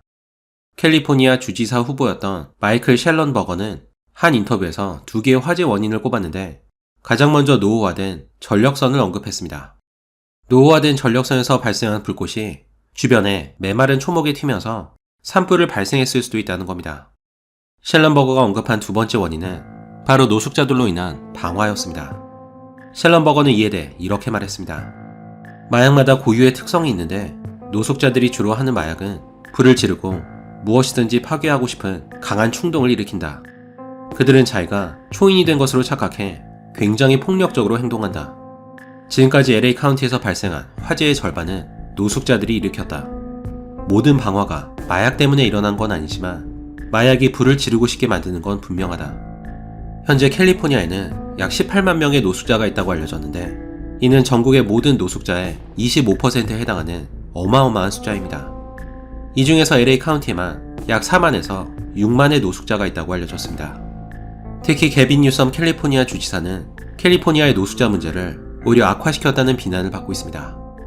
2019년에 캘리포니아 주지사에 선출된 개빈 뉴섬은 차기 민주당 대선 후보로까지 거론될 정도로 큰 주목을 받아왔습니다. 하지만 그가 주지사가 되고 나서 캘리포니아의 상황은 최악으로 치닫고 있습니다. 2014년 캘리포니아는 프로포지션 47이라는 법안을 통과시켰습니다. 이에 따라 훔친 물건의 가치가 $950 이하인 경우 중범죄에서 경범죄로 분류됐고 마약을 소지했다 하더라도 경범죄로 분류됐습니다. 그래서 물건을 훔치거나 마약을 소지해도 감옥에 가지 않습니다. 프로포지션 47의 목적은 범죄자를 체포하고 수감자를 관리하는 데 들어가는 예산을 절약해서 이 예산을 대신 교육이나 노숙자를 보살피는 데 써야 한다는 겁니다. 하지만 누구나 예상할 수 있듯이 이 법안은 큰 부작용을 가져왔습니다. 범죄자들은 법의 허점을 이용해서 대놓고 물건을 훔치기 시작했습니다. 경찰도 도둑을 체포해봤자 처벌할 수 없다는 걸 알고 소극적으로 대응할 수밖에 없었습니다. 그 결과 캘리포니아에서의 절도 범죄율이 크게 증가했습니다. 게다가 마약 사용량도 크게 증가해서 더 많은 범죄자와 노숙자를 양성했습니다. 이런 문제가 불거지자 캘리포니아에서는 프로포지션 47을 수정하거나 아예 폐지해야 한다는 주장이 나오고 있습니다. 그런데도 개빈 뉴섬은 법안을 수정하는데 소극적인 모습을 보이고 있습니다. 그렇다고 예산이 노숙자를 줄이는 데 쓰이는가 하면 전혀 그렇지 않습니다. 개빈 뉴섬이 주지사가 된 2019년 이후 캘리포니아는 노숙자를 위해서 240억 달러라는 천문학적인 예산을 투입했습니다. 하지만 노숙자의 수는 오히려 40%가 증가했습니다. 예산이 노숙자를 갱생시켜서 사회로 복귀시키는 데 쓰인 게 아니라 노숙자에 대한 보조금으로 쓰였다는 게 문제였습니다. 노숙자가 편하게 살 만큼 충분한 보조금을 줌으로써 오히려 노숙자 생활을 계속하게 했습니다. 이런 지원 정책은 또 미국 전역의 노숙자가 캘리포니아로 모이게 유도하는 효과가 있었습니다. 게다가 마약을 해도 처벌을 받지 않으니 노숙자 입장에서는 금상첨화였습니다. 셜런 버거는 한 노숙자를 인터뷰한 것에 대해 이런 말을 남겼습니다. 노숙자들은 처음에는 거짓말을 하지만 친해지며 사실을 말한다. 나는 제임스 처치라는 노숙자와 대략 1시간 정도의 인터뷰를 했었다. 그는 캘리포니아가 마치 계속 노숙자로 있어달라고 돈까지 챙겨주는 것 같다고 말했다. 한 달의 보조금으로 650달러를 받고 있고 음식값으로 추가로 200달러까지 챙겨준다는 것이다. 그러면서 그는 핸드폰에 넷플릭스와 아마존 프라임까지 깔았다고 자랑했다. 가로등에서 전기를 끌었을 수 있어서 부족한 게 없다고 했다. 과거에는 노숙자가 거리에서 노숙을 하면 감옥이나 재활센터로 보냈다. 그런데 지난 40년간 민주당은 단지 불쌍하다는 이유로 노숙자를 갱생하려는 정부의 개입을 없애버렸다. 캘리포니아의 노숙자 문제에 불만을 제기한 또 다른 인물은 안나 카스파리안입니다. 정치평론가인 아나 카스파리안은 원래 민주당을 지지했지만 최근 민주당의 행보에 실망하면서 민주당을 신랄하게 비판하고 있습니다. 카스파리안은 캘리포니아의 노숙자 문제에 대해서 이렇게 말했습니다. 캘리포니아는 노숙자 문제를 해결한다고 250억 달러를 낭비했다. 이 예산이 어떻게 쓰였는지를 조사했는데 주정부는 예산의 상당 부분을 새로 만들어진 여러 비영리 단체에 나눠줬다는 것이 드러났다. 하지만 더 깊이 조사해보니 이런 비영리 단체들이 정부에서 받은 예산을 자기들끼리 나눠 가졌다는 것이 밝혀졌다. 어떤 비영리 단체는 노숙자들에게 마약 파이프를 나눠주기까지 했다. 노숙자를 위해 숙소를 짓는다고 막대한 예산을 타갔지만 아무것도 이루어지지 않았다. 정치인들과 비영리 단체들이 우리의 세금으로 무슨 일을 하는지 정확히 알며 세금을 늘려야 한다는 주장에 동의하기 힘들다. 경찰 예산을 삭감한 것도 전혀 이해가 가지 않는다. 한 번은 개를 산책시키고 있었는데 노숙자 2명으로부터 공격을 받았다. 남자 2명을 상대로 여자가 할 수 있는 일은 많지 않다. 다행히 큰 사고가 나진 않았지만 내가 겪은 가장 무서운 일 중 하나였다. 내가 이 사건을 공개했더니 노숙자들에 대해서 나쁘게 말했다고 비난한 내용의 문자 메시지를 받았다. 어떤 이들은 내가 인종차별주의자라고 말했다. 그런데 나는 한 번도 나를 공격한 이들의 인종을 공개한 적이 없었다. 그들은 백인이었다. 인종차별주의자는 내가 아니라 나를 비난했던 이들이다. 하지만 캘리포니아의 문제는 노숙자 문제로 끝나지 않습니다. 캘리포니아는 전국에서 가장 높은 소득세를 부과하고 있고 과도한 규제와 살인적인 생활비로 많은 사람들이 캘리포니아를 떠나서 텍사스나 네바다 등 다른 지역으로 이주하고 있습니다. 그리고 경찰이나 소방관 같은 공무원들도 캘리포니아를 떠나는 대열에 합류하고 있습니다. 공무원의 임금으로는 캘리포니아의 터무니없이 높은 생활비를 감당할 수 없어서입니다. 가뜩이나 범죄와 화재에 취약한 캘리포니아인데 이들까지 떠난다면 동원할 수 있는 인력에 큰 공백이 생길 것으로 보입니다. 메마른 초목을 관리하지 않고 방치한 것도 LA 산불의 원인으로 지목받고 있습니다. 화재를 예방하려면 불이 붙기 쉬운 초목을 치워야 합니다. 최근 LA에는 비가 오지 않는 데다 강한 바람마저 불어서 나무와 덤불이 메말라 있었습니다. 이런 초목에 한번 불이 붙으면 대형 화재로 이어질 수 있습니다. 그런데 환경운동가들이 특정 동물과 생태계를 보호한다면서 덤불과 초목을 제거하는 것에 반대하고 나섰습니다. 그 결과는 그 동물의 생태계뿐 아니라 훨씬 더 넓은 지역과 인간의 주거 지역까지 초토화한 초대형 산불이었습니다. 캘리포니아 수도전력정책국장인 에드워드 링은 이에 대해 이렇게 말했습니다. 과거에는 땅을 임대해주는 대가로 벌목회사가 전봇대 주변에 있는 초목과 덤불을 치워줬다. 하지만 지금 그랬다가는 고소를 당할 것이다. 초목을 치우려면 먼저 주변 환경에 어떤 영향을 끼치는지를 조사해야 하고 그와 관련된 여러 가지 서류를 제출해야 한다. 일을 하려면 비싼 돈을 주고 따로 변호사를 고용해야 한다. 전선 주변에 초목을 제거하는 것은 큰일이 아니다. 일꾼 3-4명이 일주일 안에 끝낼 수 있는 일이다. 비용도 $20,000 정도다. 2가지 종류의 환경운동가가 있다. 첫 번째 부류는 인간이 어느 정도 자연을 훼손할 수밖에 없다는 것을 인정한다. 두 번째 부류의 환경운동가는 인간이 도시를 건설하는 것마저 부정하고 완전히 자연으로 돌아가길 원한다. 이런 부류는 대화가 통하지 않는다. 만약 화재가 발생해서 도시가 완전히 타버리면 그들은 오히려 좋아할 것이다. 그들은 이 지역의 주인이 인간이 아니라 퓨마라고 생각하는 것 같다. 이번 화재로 LA 지역에 리더십 부재가 드러났습니다. 특히 LA시장 캐런 베스는 화재를 예방하기 위한 아무런 조치를 취하지 않아서 많은 비난을 받았습니다. 88개의 도시가 합쳐진 LA 카운티에는 겨우 29개의 소방서가 있습니다. 이는 대부분의 도시에 자체적인 소방서가 없다는 걸 의미합니다. 하지만 캐런 베스는 더 많은 소방서를 짓는 대신에 소방 예산을 삭감하기로 결정했습니다. 이 결정에 따라 LA 소방국 예산이 전년도 대비 약 1,800만 달러 감소했고 추가로 16개의 소방서를 폐쇄할 계획이었다고 합니다. 소방국장 크리스틴 크라울리는 예산을 삭감하면 소방국이 화재에 대응할 수 있는 역량이 현저히 저하될 거라고 경고했지만 무시됐다고 합니다. LA 산불이 발생하고 소방 예산 삭감이 피해를 키웠다는 비판이 나오자 캐런 베스는 예산을 삭감한 적이 없다고 주장했습니다. 하지만 크리스틴 크라울리는 한 인터뷰에서 예산이 삭감된 게 맞다면서 캐런 베스 시장의 말을 정면으로 반박했습니다. 크라울리는 그러면서 소방서가 항상 인력 부족과 장비 부족을 겪고 있어서 제대로 화재에 대응할 수 없었다고 말했습니다. 게다가 고장난 소방차 100대가 예산 부족으로 정비를 받지 못했다고 알려졌습니다. 참고로 이번 화재의 총 피해액은 무려 2,500억 달러로 추정됩니다. 셸런버거에 따르면 피해액의 0.02%인 5천만 달러가 소방서에 투입됐다면 100대의 소방차를 화재 위험 지역에 대기시켜서 화재를 조기에 진압했을 거라고 합니다. 한편 화재 피해가 가장 컸던 팰리세이즈 지역의 일부 소화전에서 물이 나오지 않는 문제가 발생했습니다. 이로 인해 화재 진압에 큰 어려움을 겪었고 피해가 확대됐습니다. 당국은 화재를 진압하느라 물 사용량이 급증해서 소화전의 물 공급에 과부하가 걸린 거라고 설명했습니다. 하지만 숨겨진 또 다른 이야기가 있습니다. 화재가 발생한 팰리세이즈 바로 옆에는 산타 이네스라는 대형 저수지가 있었습니다. 그런데 화재가 발생했을 당시 산타 이네스 저수지는 텅 비어 있었습니다. 저수지가 비어있던 이유는 이렇습니다. 저수지 물에 새똥이 떨어지는 걸 막으려고 덮개를 씌우는데 당시에는 덮개가 조금 찢어졌다고 합니다. 그래서 덮개를 수리하려고 물을 뺀 것이었습니다. 덮개를 수리하는 것은 큰일이 아니어서 최대 일주일이면 작업이 끝났을 거라고 합니다. 그런데 어떤 이유로 공사가 지연되면서 저수지가 1년 동안이나 방치됐습니다. 만약 산타이네스 저수지에 물이 차 있었다면 그 지역의 수압을 끌어올려서 충분히 소화전에 물을 공급했을 겁니다.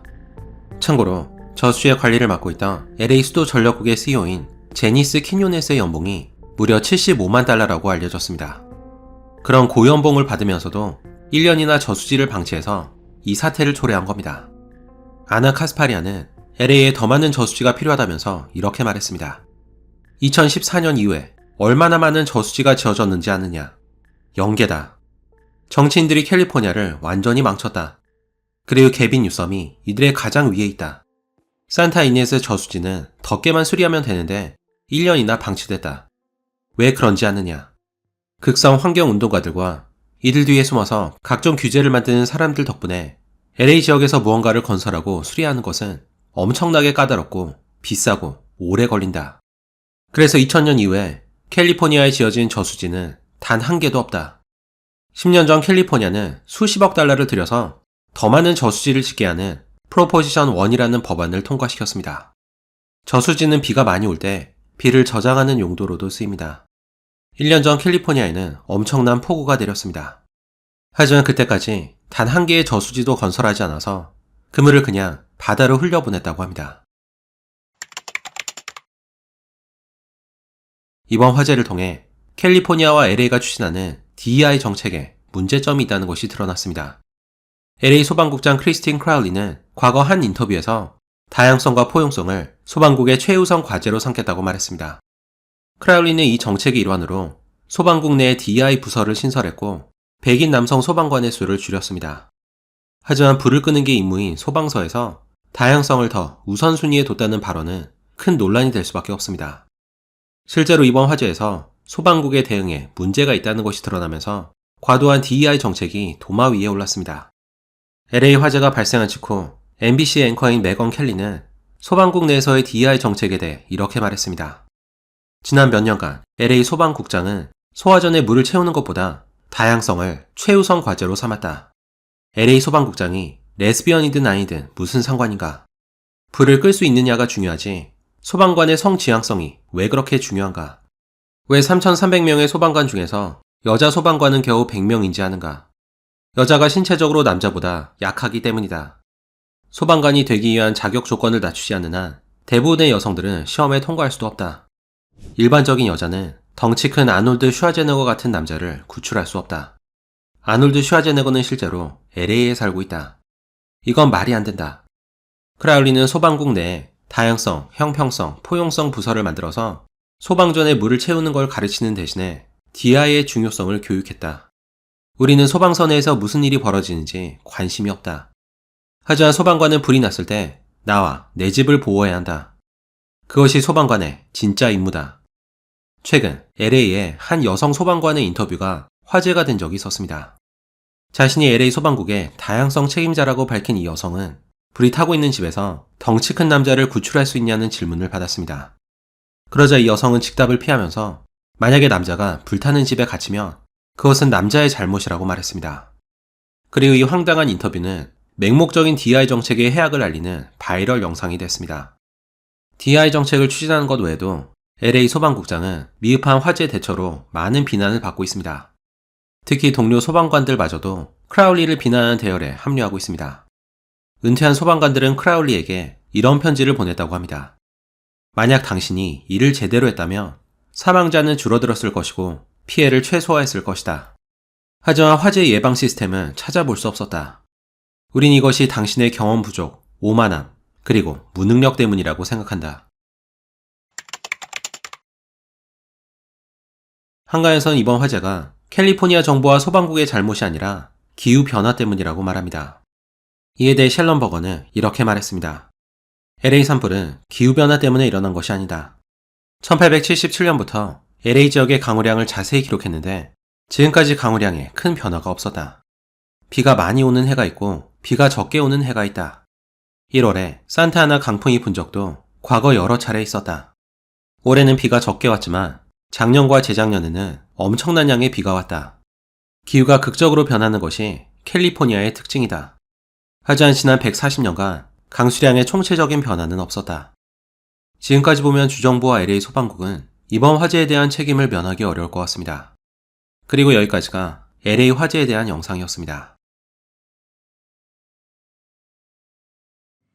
미국의 사업가이자 유명 팟캐스트 진행자인 패트릭 벳 데이빗은 누가 진짜 세상을 운영하는지에 대해 이렇게 말했습니다.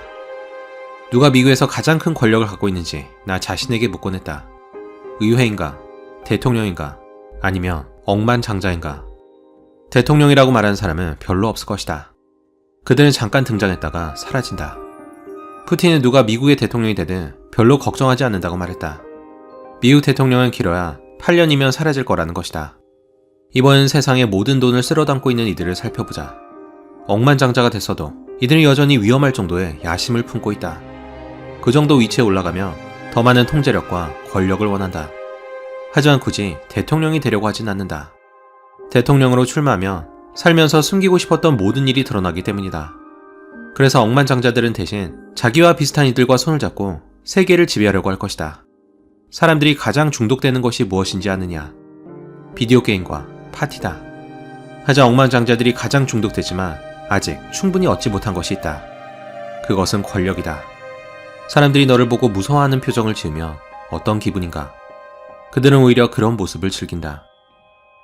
이 말을 듣고 가장 먼저 떠오른 인물은 일론 머스크입니다. 잘 알려진 것처럼 일론 머스크는 가장 성공한 기업가이자 세계 제1의 부자입니다. 하지만 모든 인간이 그렇듯이 그도 결코 좋은 면만 있지는 않습니다. 게다가 그가 추진했던 여러 계획이 현실성이 없으며 나아가 인류에게 위협이 될 수도 있다는 비판이 있습니다. 사실 이 영상을 만들면서 어떤 방향으로 끌고 갈지 고민이 많았습니다. 처음에는 일론 머스크의 어두운 면에 초점을 맞추려고 했지만 머스크의 인터뷰와 여러 자료를 보면서 생각이 바뀌었습니다. 털어서 먼지 안 나는 사람이 없다는 말처럼 단점에만 초점을 맞춰서 누군가를 악마화하는 건 공평하지 않다는 생각이 들었습니다. 누구나 그렇듯이 머스크에게도 빛과 어둠이 공존합니다.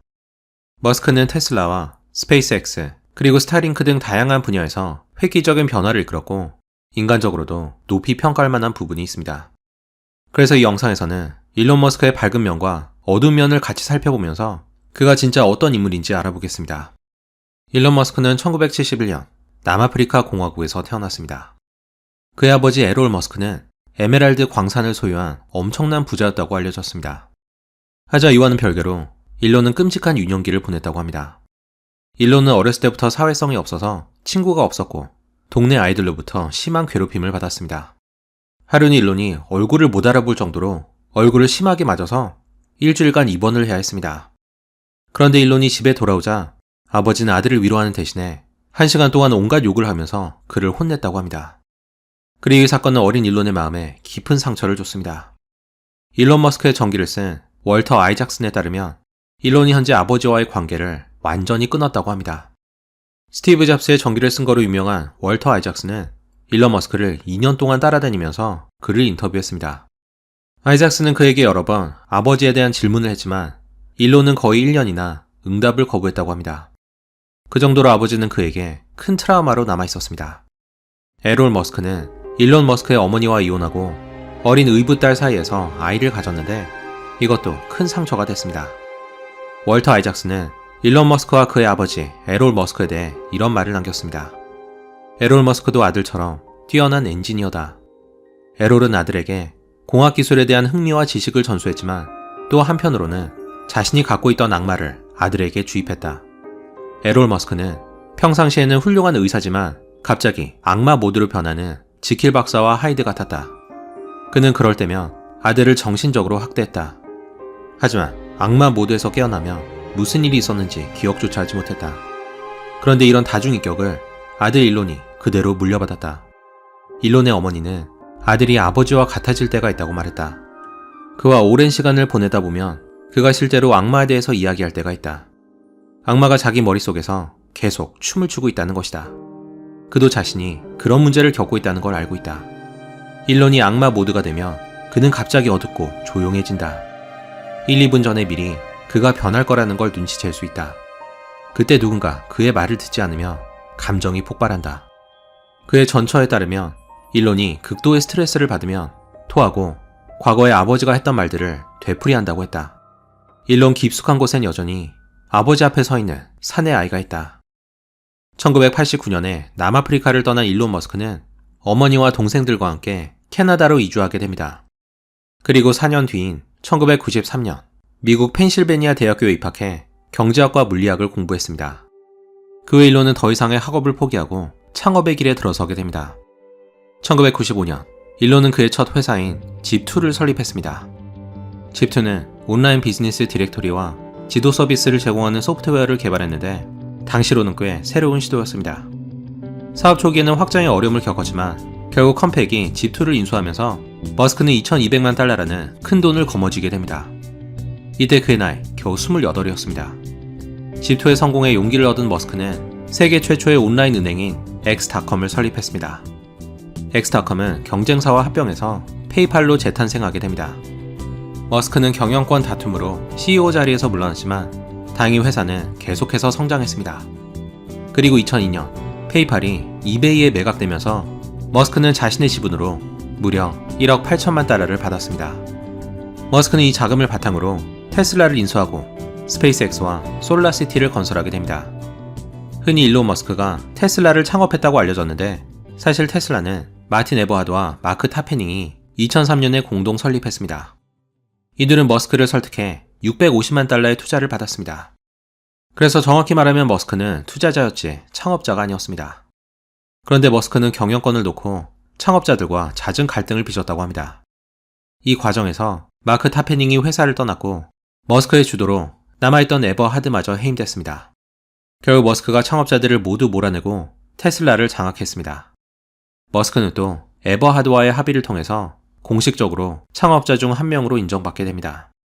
이후에 머스크는 원래 창업자들은 언급하지 않고 자신이 마치 테슬라를 창업한 것처럼 말하고 있습니다. 이에 대해 에버하드는 이렇게 말했습니다. 머스크는 자기 힘으로 많은 업적을 남겼다. 스페이스X도 대단하고 테슬라에 있으면서도 엄청난 일을 해냈다. 그런데 그가 창업자가 아니면서도 왜 그렇게 창업자라는 이름에 집착하는지 이해가 가지 않는다. 하지만 그가 창업자든 아니든 그의 노력과 열정으로 지금의 테슬라를 만들었다는 것은 부정할 수 없습니다. 월터 아이작슨에 따르면 그가 한번 집중하면 마치 커피 50잔을 마신 것처럼 미친 듯이 일했다고 합니다. 그리고 누구라도 자기 생각에 반대하는 걸 용납하지 못하고 자기 뜻을 밀어붙인다고 말했습니다. 아이작슨의 일론이 트위터를 인수했을 때의 일을 언급했습니다. 일론은 트위터가 세계에 서버팜이 있다는 걸 알고는 필요 없다고 생각한 세크라멘토의 서버를 없애자고 했습니다. 하지만 직원들이 온갖 이유를 들면서 세크라멘토의 서버를 없애는 것에 반대했다고 합니다. 만약 서버를 없앤다고 해도 서버를 해체하는 데만 6개월이 걸린다고 말했습니다. 그러자 일론은 반대한 직원들을 모두 해고하고 자기가 직접 세크라멘토로 날아가서 와이어 커터로 서버 케이블을 잘라버렸습니다. 이런 독불장군 리더십에는 장단점이 있습니다. 가장 큰 장점으로는 규제와 절차를 건너뛰어서 빠른 일 처리가 가능하다는 것이고 단점은 너무 위험하다는 겁니다. 하지만 심사숙고해서 신중한 판단을 내린 것은 머스크의 방식이 아닙니다. 그는 규제와 절차, 그리고 위험을 감수하지 않는 사람을 가장 혐오한다고 알려졌습니다. 그는 과거에는 미국이 모험가의 나라였지만 지금은 온갖 규제를 만드는 사람들로 가득하다고 말했습니다. 일론 머스크의 리더십이 가장 빛을 발한 곳이 스페이스X입니다. 페이팔이 매각된 직후인 2002년, 머스크는 로켓 개발과 우주 비행을 목표로 한 기업인 스페이스X를 설립했습니다. 잘 알려진 것처럼 머스크는 인류를 화성에 보내는 것에 큰 관심을 갖고 있습니다. 머스크는 중고 로켓을 사려고 러시아를 방문했지만 로켓 가격이 터무니없이 비싼 걸 보고는 직접 로켓을 만들기로 했습니다. 그는 로켓 공학을 독학하면서까지 로켓 개발에 열을 올렸고 그 결과 재사용 가능한 로켓 기술을 최초로 사용하는 데 성공했습니다. 머스크가 아니었다면 오늘날의 스페이스X도 없었을 겁니다. 하자 일론의 지나친 일 중독으로 수많은 직원들이 나가 떨어졌고 여러 부작용을 낳았습니다. 한 번 일론 머스크가 회사에 남아서 일하는 직원이 3, 4명밖에 없다는 걸 보고는 불같이 화를 낸 적이 있었습니다. 하지만 그때는 금요일 밤 10시였다고 합니다. 일론은 다음날 전국에 있는 100여 명의 직원을 회사로 불러서 일을 시켰다고 합니다. 월터 아이작슨이 이에 대해 이렇게 말했습니다. 일론 머스크는 직원을 지쳐 나가 떨어지기도 하지만 가끔 그들을 극한으로 밀어붙여서 그들이 절대 불가능하다고 생각했던 일들을 해내게 만든다. 한번 일론이 이렇게 말한 적이 있다. 직원과의 친밀함은 적이다. 리더는 직원이 자기를 좋아하기를 바래서는 안 된다. 리더는 직원들을 밀어붙여야 한다. 직원이 리더를 너무 좋아하면 그는 실패한 리더다. 일론과 함께 일하는 것은 힘들다. 그와 함께 일했던 직원 중에서 단 20%만 살아남는다. 하지만 이들은 일론이 시키는 거라면 무엇이든 할 사람들이다. 그래서 일론은 직원들이 지쳐 나가 떨어지는 걸 두려워하지 않는다. 그는 파괴적인 리더다. 여기에는 분명한 장단점이 있다. 로켓을 발사하는 것처럼 놀라운 일을 해내지만 많은 부작용과 상처를 남긴다. 그는 인류에 대해서는 공감 능력이 있지만 이상하게 주변 사람들에 대해서는 공감 능력이 부족하다. 나는 타임지와 CNN을 운영한 적이 있지만 그 회사들이 절실히 필요로 했던 변화를 불러오지 못했다. 나는 일론 같은 부류의 파괴적인 리더가 아니었다. 나는 일론처럼 직원의 80%를 자르지 못했다. 월터 아이작슨은 머스크가 민주당을 지지했다가 지금은 공화당을 지지하는 배경도 설명했습니다. 일론 머스크는 10명의 자녀가 있는데 이들에게 거의 집착에 가까울 정도로 굉장히 헌신적이라고 합니다. 그런데 아들 자비에르가 갑자기 여성으로 성전환하고 아버지와의 관계를 끊어버렸습니다. 이 사건은 일론 머스크에게 큰 상처를 줬던 것 같습니다. 일론은 아들이 성전환한 이유가 LA에 있는 진보 성향의 학교에서 PC주의와 워크 사상을 배워서라고 생각했습니다. 그래서 그는 이때부터 극좌 이데올로기와 민주당에 거부 반응을 보이기 시작했습니다. 트위터를 인수한 것도 이와 관련이 있습니다. 일론 머스크는 지금의 민주당이 언론의 자유를 통제하고 있으며 과도한 규제와 검열을 시행하고 있다고 봤습니다. 머스크는 최근에 있었던 조 로건과의 인터뷰에서 트위터를 인수한 이유에 대해 이렇게 말했습니다. 이건 민주주의가 살아남느냐의 문제였다. 언론의 자유가 없으면 민주주의도 없다. 언론의 자유가 없으면 국민은 제대로 된 투표를 할 수 없다. 프로파간다만 있고 언론의 자유가 없으면 민주주의는 환상에 불과하다. 그래서 내가 트위터를 인수했다. 정부가 트위터를 통해서 언론의 자유를 억압하고 검열을 시행하고 있었다는 머스크의 주장은 어느 정도 사실로 드러났습니다. 일론 머스크가 공개한 트위터의 내부 문서를 통해서 미국 정부가 트위터에 특정 글과 계정을 차단하라고 요청했다는 것이 밝혀졌습니다. 트위터는 정부의 요청으로 헌터 바이든 노트북 사건 등 정치적으로 민감한 글들을 검열했습니다.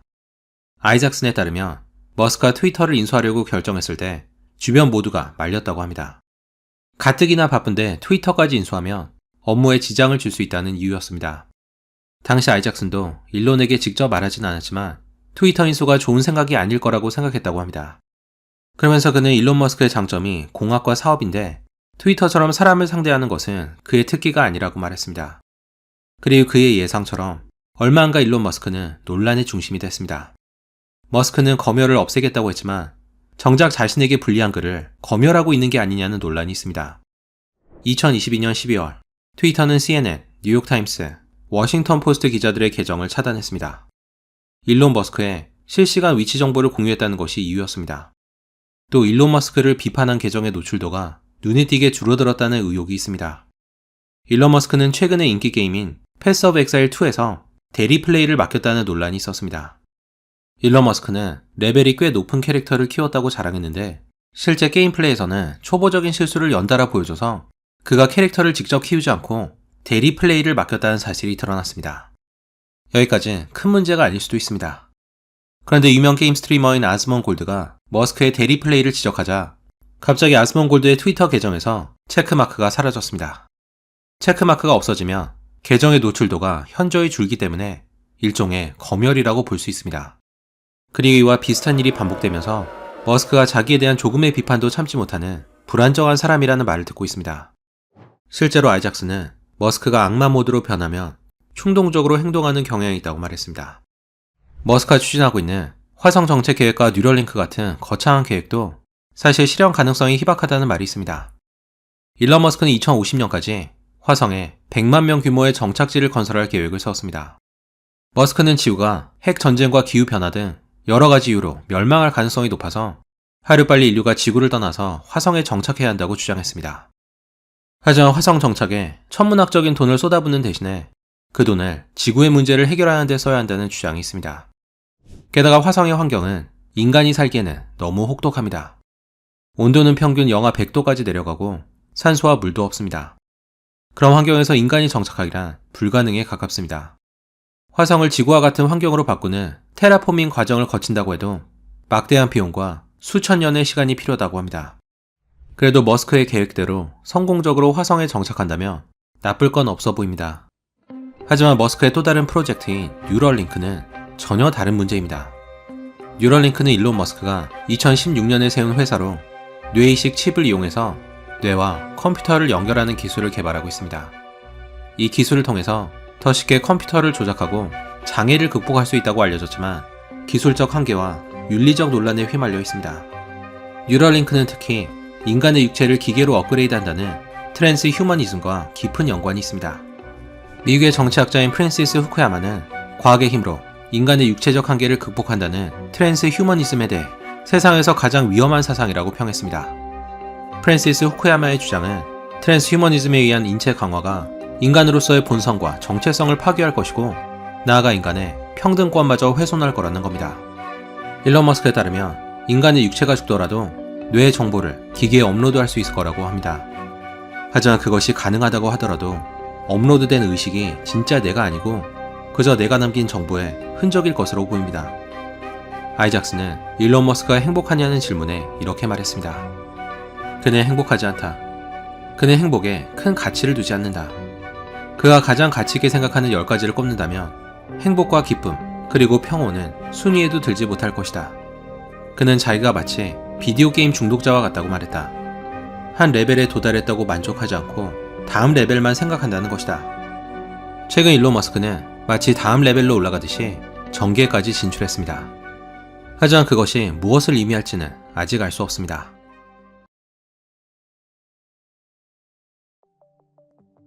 피터 자이언이 생각하는 미래는 밝지 않습니다. 오히려 끔찍할 정도로 암울합니다. 가까운 미래 대부분의 나라는 산업혁명 이전 시대로 퇴보할 거라는 것이 피터 자이언의 주장입니다. 피터 자이언은 최근 큰 주목을 받고 있는 지정학 전략가입니다. 그는 미국 국무부와 정보연구소인 스트래포에서 일했던 경험을 바탕으로 미래를 예측한 여러 권의 책을 저술했습니다. 이 영상에서는 주로 그의 저서인 붕괴하는 세계와 인구학, 그리고 그가 인터뷰한 내용을 참고했습니다. 사실 피터 자이언의 주장은 단순합니다. 미국이 점차 세계 경찰 역할을 포기할 것이고 그 결과 세계는 붕괴할 거라는 겁니다. 그러면서 그는 각 나라가 어떻게 될지를 꽤 상세히 분석했습니다. 이 영상에서는 그가 제시한 근거와 함께 각 나라의 전망에 대해 자세히 알아보겠습니다. 참고로 한국에 대한 전망은 굉장히 어둡습니다. 하지만 이야기를 이어가기 앞서 한 가지 주의할 점이 있습니다. 미래를 정확하게 예견하는 건 인간의 영역이 아닙니다. 계산에 넣어야 하는 수많은 요인이고 미처 생각지 못한 변수가 발생합니다. 과거에도 미래를 예측한 사람들이 항상 있었지만 이들의 예상이 적중하는 경우는 그렇게 많지 않았습니다. 피터 자이언이 뛰어난 통찰력을 가진 인물임에는 틀림없지만 너무 맹신하기보다는 여러 견해 중에서 하나로 받아들이셨으면 합니다. 그에 대해 여러 비판이 있다는 점도 참고하셨으면 합니다. 그런 각설하고 피터 자이언이 생각하는 미래에 대해 알아보겠습니다. 하지만 미래를 알아보려면 먼저 과거로 돌아가야 합니다. 1945년 인류 역사상 최악의 전쟁으로 기록된 2차 세계대전이 종식됐습니다. 이 전쟁으로 유럽과 일본이 몰락하자 미국과 소련이 세계의 패권을 놓고 서로와 경쟁하게 됩니다. 양국은 모두 강력한 군사력과 핵무기를 보유한 초강대국이었습니다. 아무리 미국이라 해도 소련의 존재가 부담스러울 수밖에 없었습니다. 이때 미국은 군사적 충돌을 일으키기보다는 소련을 고립시키는 전략을 세웠습니다. 하지만 그러기 위해서는 먼저 동맹국의 협조가 필요했습니다. 전쟁이 끝나기 약 1년 전인 1944년, 미국은 브렌튼 우즈라는 스키 휴양지에 44개의 동맹국에서 온 대표단을 소집했습니다. 이 회의에서 결정된 것은 크게 두 가지로 요약됩니다. 먼저 미국은 잿더미가 된 유럽을 재건하는 것에 합의했습니다. 그리고 그에 필요한 자금을 마련하는 과정에서 미국의 달러가 유일한 기축통화로 채택됐습니다. 두 번째로 합의된 내용은 미국의 해군이 전 세계를 순찰하면서 모든 상선을 보호한다는 것이었습니다. 역사상 처음으로 무역 상선의 안전이 보장된 것이었습니다. 이전에는 강력한 해군을 보유한 나라만이 무역을 장악했지만 이제는 누구나 평등한 조건으로 경쟁할 수 있게 된 것이었습니다. 이제 세계는 각자 도생의 시대를 마감하고 자유무역의 시대로 진입하게 됩니다. 다시 말해 미국은 유럽 재건과 자유무역이라는 뇌물을 주면서 동맹국들을 자기 편으로 끌어들인 것이었습니다. 이로써 미국이 보증하는 세계 질서가 확립됐고 이 체제에 편승한 나라들은 자연스럽게 미국을 의존하게 됩니다. 세계화 시대의 시작이었습니다. 브렌튼 우즈 협정의 효과는 모두의 예상을 훨씬 뛰어넘었습니다. 군사 경쟁이 멈추자 전 세계 나라들은 경제 발전과 교육에 집중하기 시작했습니다. 그리고 과학기술은 눈부시게 발전했습니다. 무역을 통해서 식량이 처음으로 안정적으로 공급됐고 의학이 발전함에 따라 인구 또한 폭발적으로 증가했습니다. 그렇게 세계는 한 번도 경험해보지 못한 풍요의 시대로 들어서게 됩니다. 브레튼 우즈 체제가 시작되고 겨우 45년 만에 소련이 붕괴한 건 덤이었습니다. 이제 세계 유일의 초강대국이 된 미국의 보호 아래서 전 세계는 행복한 시절을 만끽했습니다. 하지만 문제가 발생했습니다.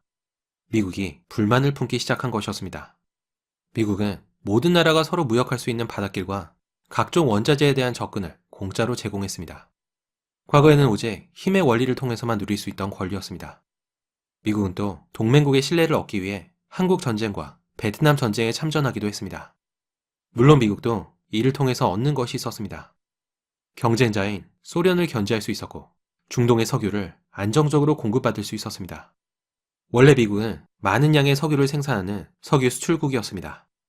하지만 이미 1970년대 초부터 미국 내에서 생산되는 석유로는 내수를 만족시키지 못할 만큼 경제 규모가 성장했습니다. 이제 미국도 어쩔 수 없이 먼 중동으로부터 많은 양의 석유를 수입해야 했습니다. 소련이 몰락한 이후에도 미국이 계속해서 세계 경찰 역할을 도맡았던 이유입니다. 게다가 석유 없이는 미국이 주도하는 세계 질서도 붕괴할 수밖에 없었습니다. 미국은 석유 공급을 원활하게 하기 위해서 중동의 정치에까지 개입했습니다. 1953년 이란에서 일어난 쿠데타를 지원했고 1992년 이라크가 쿠웨이트를 침공했을 때는 군사행동을 서슴지 않았습니다. 그런데 새로운 변수가 발생했습니다. 미국의 에너지 업계는 몇 년의 실험 끝에 지하 암석층에 갇혀있던 많은 양의 천연가스와 원유를 얻는 방법을 터득했습니다. 이것이 바로 셰일 혁명이라 불리는 것이었습니다. 이로써 미국은 석유순 자급자족 국가가 되는 동시에 세계 최대 산유국이 됐습니다. 이제 미국은 더 이상 석유 공급을 중동에 의존할 필요가 없어졌고 중동이 싸우든 말든 관심을 끊게 됩니다. 나아가 미국은 세계 경찰 역할을 계속하는 것에 대해서도 의구심을 품게 됩니다. 미국이 여전히 세계 질서를 유지하기 위해서 경제적, 전략적 부담을 지고 있는데 대부분의 동맹국들은 이를 단지 미국만의 일이라 생각했습니다. 당연히 미국은 이런 생각을 품게 됩니다. 아무도 책임지지 않는데 왜 미국만 책임을 다해야 하는가?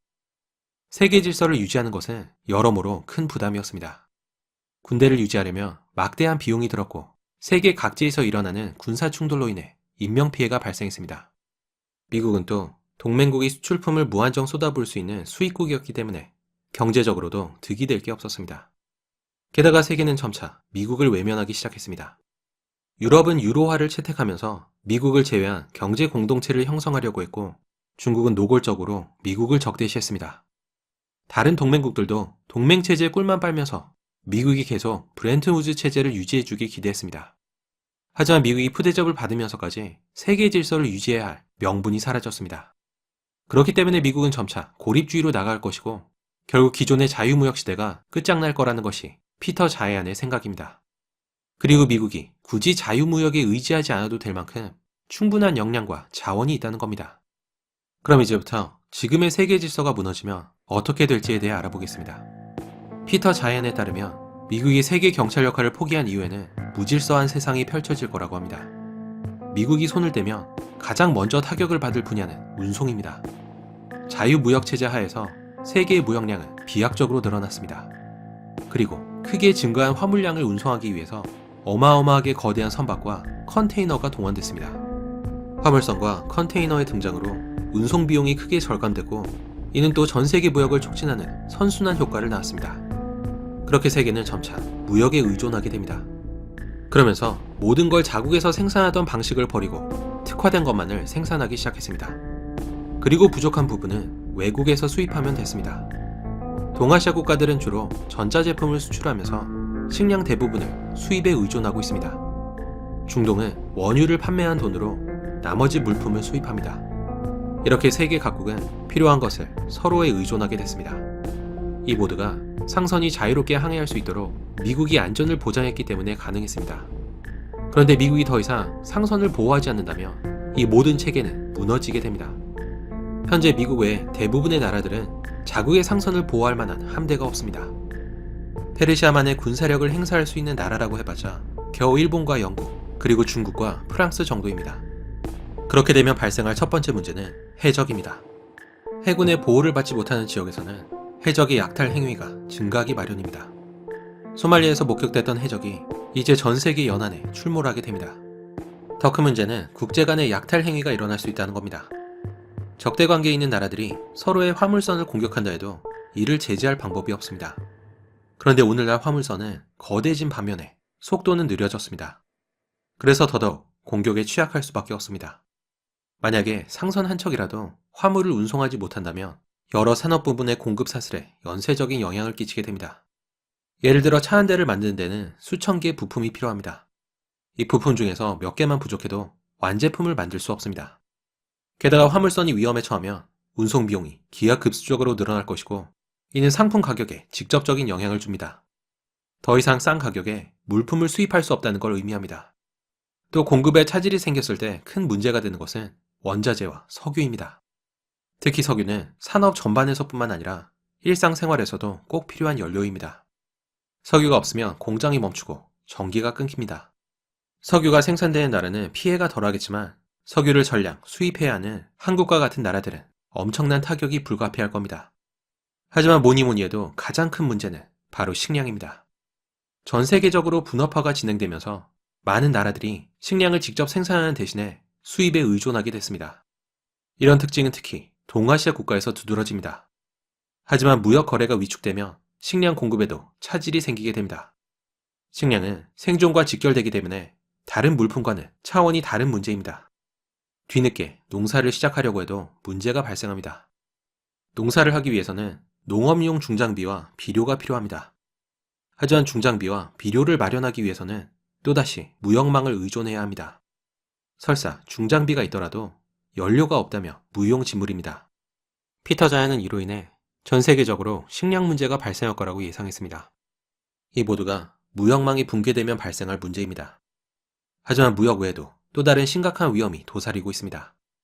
바로 인구 구조의 변화입니다. 선진국을 중심으로 사람들은 점점 아이를 낳지 않고 있습니다. 한국에서도 요즘 낮은 출산율이 주목을 받고 있지만 유럽이나 일본은 이미 오래전부터 낮은 출산율을 기록하고 있습니다. 하지만 의학의 발전으로 기대 수명이 높아짐에 따라 노인이 인구에서 차지하는 비율은 높아지고 있습니다. 2020년대에는 전 세계적으로 인구 상승을 이끌었던 베이비붐 세대가 대거 은퇴하게 됩니다. 하지만 이들이 떠난 공백을 채워야 할 다음 세대의 수가 점점 감소하고 있기 때문에 심각한 노동력 부족이 예상됩니다. 이뿐만이 아닙니다. 장년층은 은퇴한 시점부터 생산을 멈추고 의료비와 연금 등 많은 국가 지출을 발생시킵니다. 이들을 부양할 인구가 많다면 큰 문제가 되지 않겠지만 낮은 출산율로 인구가 줄어드는 상황에서는 막대한 부담으로 작용합니다. 그리고 이미 많은 나라에서는 고령화가 빠르게 진행되고 있습니다. 이런 기형적인 인구 구조는 경제 다방면에 악영향을 끼칠 게 분명합니다. 피터 자야는 금융에서도 큰 문제가 발생할 거라고 주장했습니다. 지금까지 각국은 경제를 부양한다는 명분으로 융자 대잔치를 벌였습니다. 하지만 세계 경제가 이미 한계치에 달한 데다 인구 구조마저 붕괴할 것이기 때문에 머지않아 어마어마한 금융위기가 올 거라고 예상했습니다. 그리고 지속적인 경제 성장이 멈춘다면 자본주의가 과연 살아남을 수 있을지조차 대단히 의심스럽다고 말했습니다. 이렇게 세계는 붕괴할 것이고 지금이 마지막 풍요의 시대가 될 거라는 것이 피터 자이안의 주장입니다.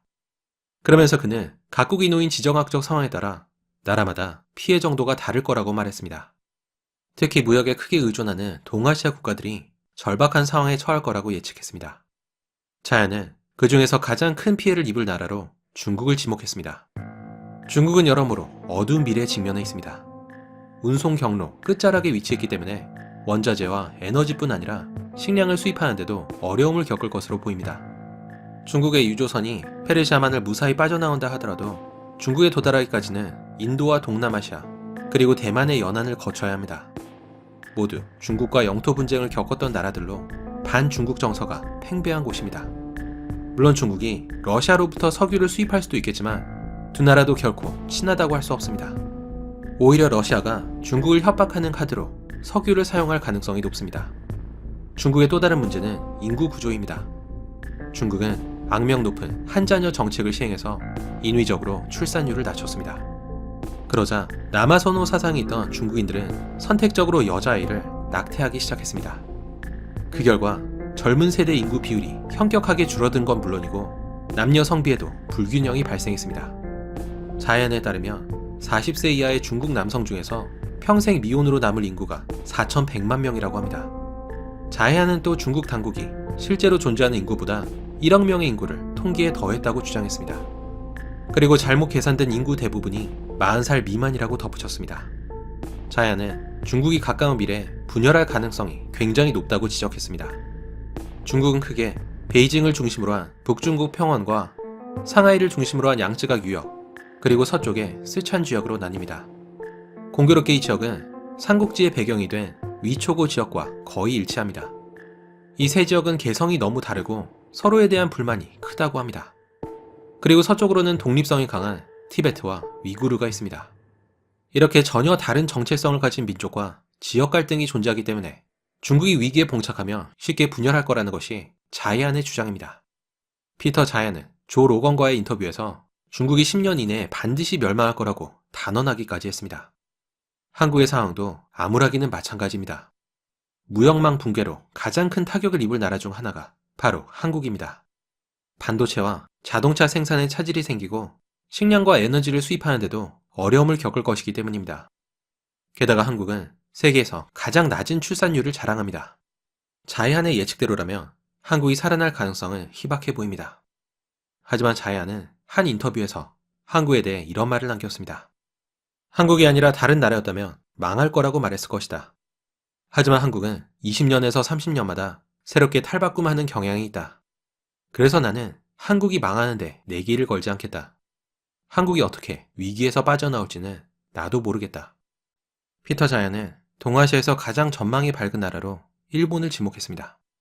일본은 오래전부터 경기 침체와 고령화를 겪고 있는 나라입니다. 하지만 위기가 찾아오면 이런 문제를 먼저 겪었던 것이 장점이 됩니다. 일본이 오랜 경험을 통해서 경제 위기와 고령화에 대처할 나름의 방법을 터득했기 때문입니다. 다른 나라와 교역하는 데 있어서도 일본은 문제를 덜 겪을 것으로 보입니다. 일본도 중국과 마찬가지로 운송 경로 맨 끝에 위치해 있습니다. 하지만 중국과 다른 점은 일본이 교역하는 거의 모든 나라와 좋은 관계를 유지하고 있다는 겁니다. 일본의 또 다른 장점은 강력한 해군입니다. 자해안에 따르면 일본은 세계에서 두 번째로 강력한 해군을 보유하고 있다고 합니다. 물론 중국 해군이 급부상하고 있지만 아직 일본 해군에 비해 열세 있다고 분석했습니다. 중국의 전투함이 상선을 보호할 만큼 작전 범위가 넓지 않으며 성능에서도 일본에 뒤처진다는 겁니다.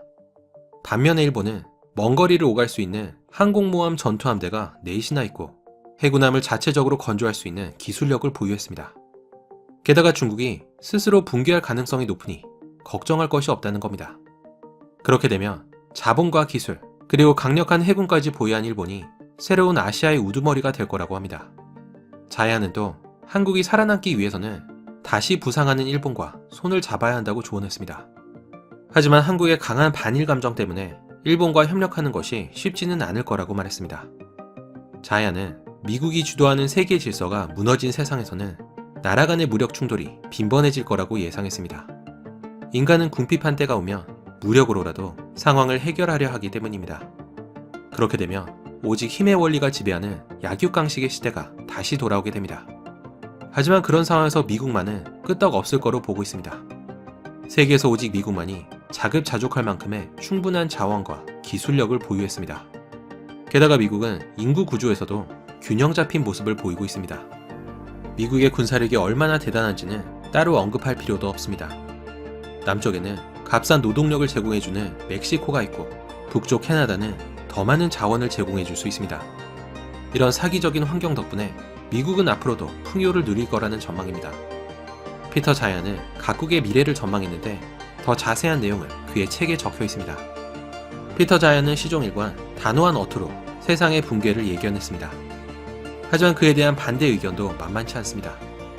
일방적으로 미국 편을 들면서 중국을 무시한다는 인상을 주기 때문에 분석이 너무 치우쳤다는 말이 있습니다. 그리고 그의 주장대로 미국이 이탈한다 하더라도 탈세계화가 그렇게 급격하게 일어나지 않을 거라는 의견도 있습니다. 피터 자이언과 대척점에 있는 인물로 레이 달리오를 들 수 있습니다. 금융계의 스티브 잡스라 불리는 레이 달리오는 앞으로 중국이 다음 슈퍼파워가 될 거라는 정반대 분석을 내놓았습니다.